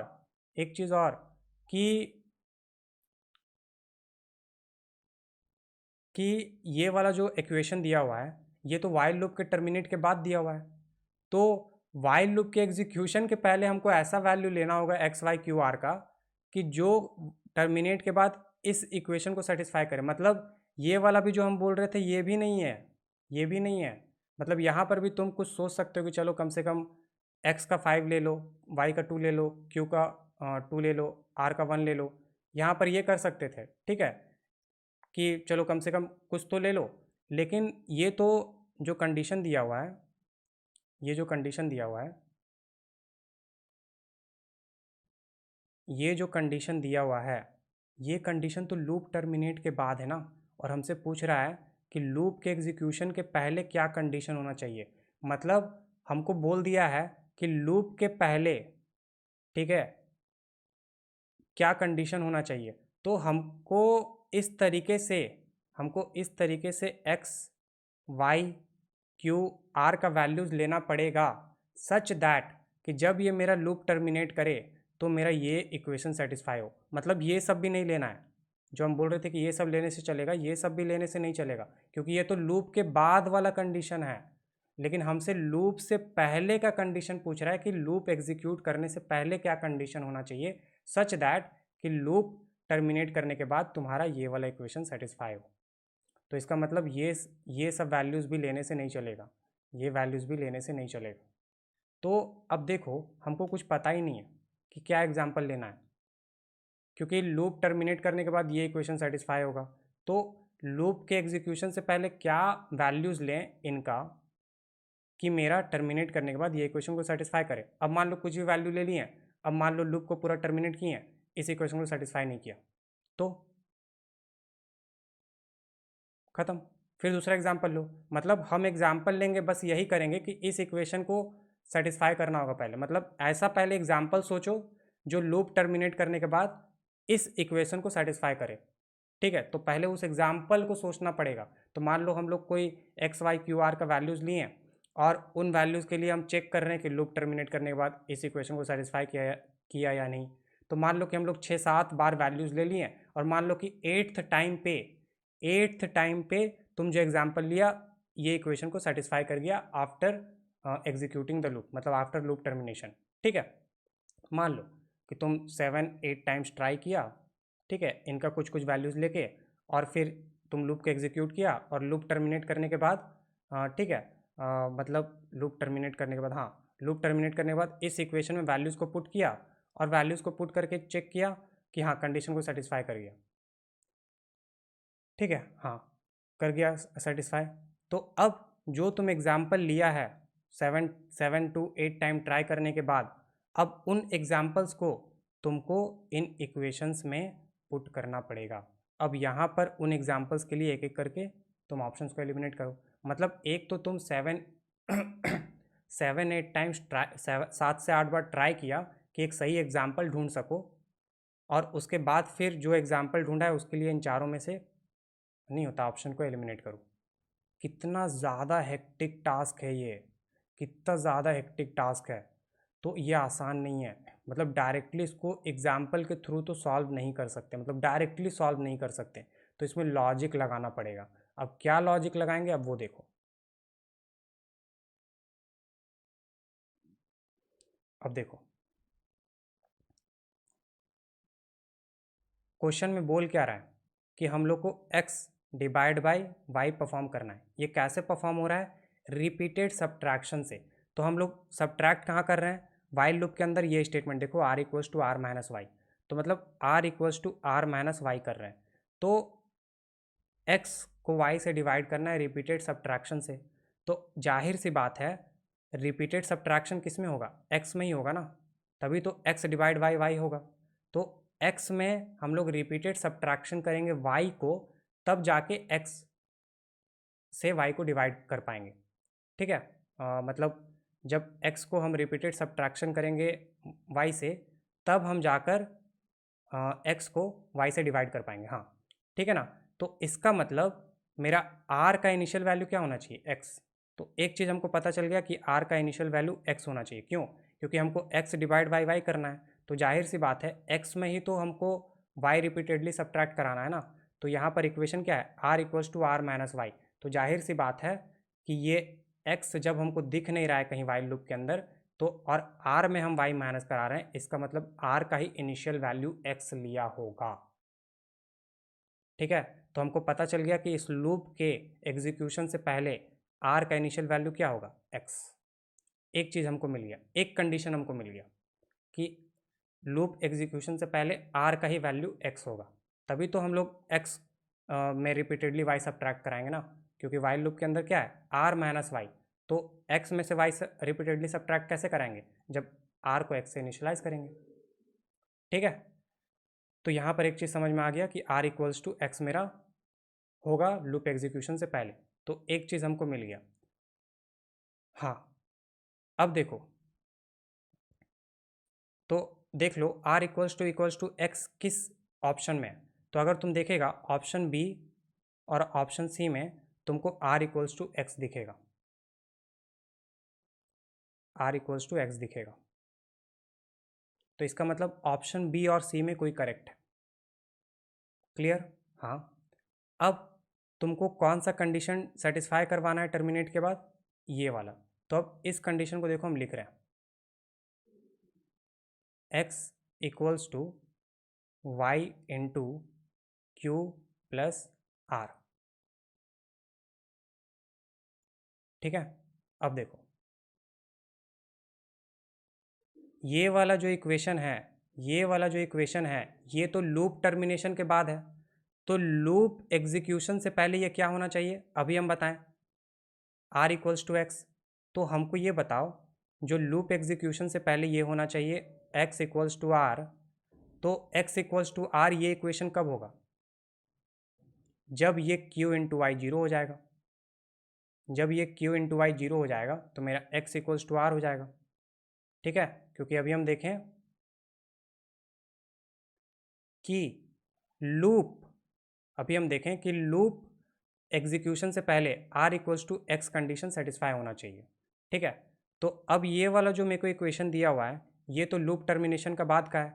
तो अगर लूप टर्मिनेशन के पहले ये इक्वेशन जस्टिफाई करना है तो क्या होना चाहिए, x इक्वल्स टू आर, जो अभी हम फाइंड आउट किए हैं। तो ये कब होगा, जब मेरा y इंटू क्यू जीरो के बराबर होगा।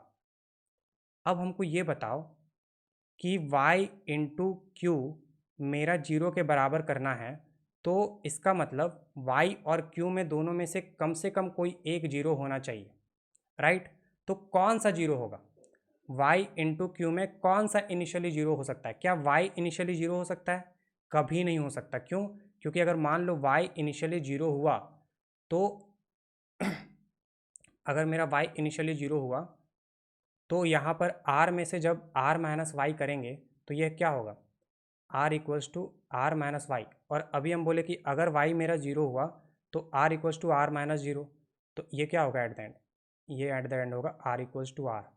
तो अब देखो आर का वैल्यू तो हम कभी डिक्रीज ही नहीं कर रहे हैं, तो हमेशा r is greater than y condition true होगा। ये जो वाइल लूप का कंडीशन है, ये जो वाइल लूप का कंडीशन है r is greater than equals to y, ये हमेशा ट्रू रहेगा। क्यों? क्योंकि आर इक्वल्स टू आर है। जब हम वाई का वैल्यू को ज़ीरो अज्यूम करेंगे तो जाहिर सी बात है कि r equals to r minus y मेरा क्या बन जाएगा, r equals to r, right, क्योंकि वाई को जीरो अज्यूम कर रहे हैं। तो आर इक्वल्स टू आर होगा, इसका मतलब जब भी मेरा लूप के अंदर आएगा तो आर में कुछ माइनस नहीं हो रहा है, तो इसका मतलब हमेशा r is greater than y रहेगा, और ये मेरा इन्फिनाइट लूप बन जाएगा। क्योंकि आर में जब वैल्यू घट ही नहीं रहा तो हमेशा r is greater than equals to y होगा, तो ये इन्फिनाइट लूप में चला जाएगा। इसका मतलब वाई का वैल्यू कभी जीरो हो ही नहीं सकता। और दूसरा रीज़न हमको एक्स डिवाइड बाई वाई करना है, राइट। तो क्या मेरा डिनोमिनेटर कभी जीरो हो सकता है? ऊपर वाला एक्स बाई जीरो कभी हो सकता है? नहीं, ये अनडिफाइंड है। तो यहाँ से भी बोल सकते हो कि वाई मेरा कभी जीरो हो ही नहीं सकता। तो इसका मतलब क्यू इंटू वाई हमको जीरो करना है। अभी हम बोलें तो क्यू इंटू वाई में तो वाई मेरा कभी जीरो नहीं होगा, y can never be zero, तो क्या होगा, क्यू जीरो होगा। तो एक और कंडीशन मिल गया कि क्यू ज़ीरो होगा। कब? लूप एग्जीक्यूशन से पहले। तो क्यू ज़ीरो, तो एक तो आर इक्वल्स टू एक्स और दूसरा क्यू इक्वल्स टू जीरो, तो ये दो कंडीशन अब मैच कर लो। तो अभी हम बोले कि ऑप्शन बी और सी में कोई होगा। क्यों? क्योंकि इसी में r equals to x present है, तो आर इक्वल्स टू एक्स तो है। अब क्यू इक्वल्स टू जीरो किस में है वो देख लो, तो q equals to zero option C में, तो option C is the correct option. तो आई होप तुमको समझ में आ गया होगा। क्लियर है?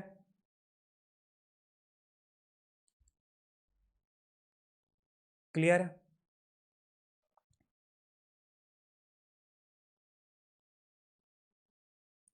क्लियर है? ठीक है, तो ये क्वेश्चन क्लियर हो गया। तो ये क्वेश्चन में सीखने के लिए बहुत कुछ था, ठीक है, बहुत कुछ था कि बेसिकली इसको सोचना कैसे। अब देखो कहीं कहीं कोई इसको ईजी बनाने का कोशिश करेगा, लेकिन हम बता रहे तुमको बाहर जितने भी मेथड बताएंगे तुम वो चीज़ ऑब्जर्व नहीं कर सकता एग्ज़ाम में। जो चीज़ तुम एग्ज़ाम में ऑब्जर्व कर सकता हम वही सॉल्यूशन बताएं, ध्यान रखना। ठीक है, तो आई होप तुमको समझ में आ गया होगा कि हम क्या समझाना चाह रहे हैं। तो हो गया अपना लूप इनवेरिएंट का क्वेश्चन ख़त्म। ठीक है, तो अब हम रिकॉर्डिंग स्टॉप कर रहे हैं।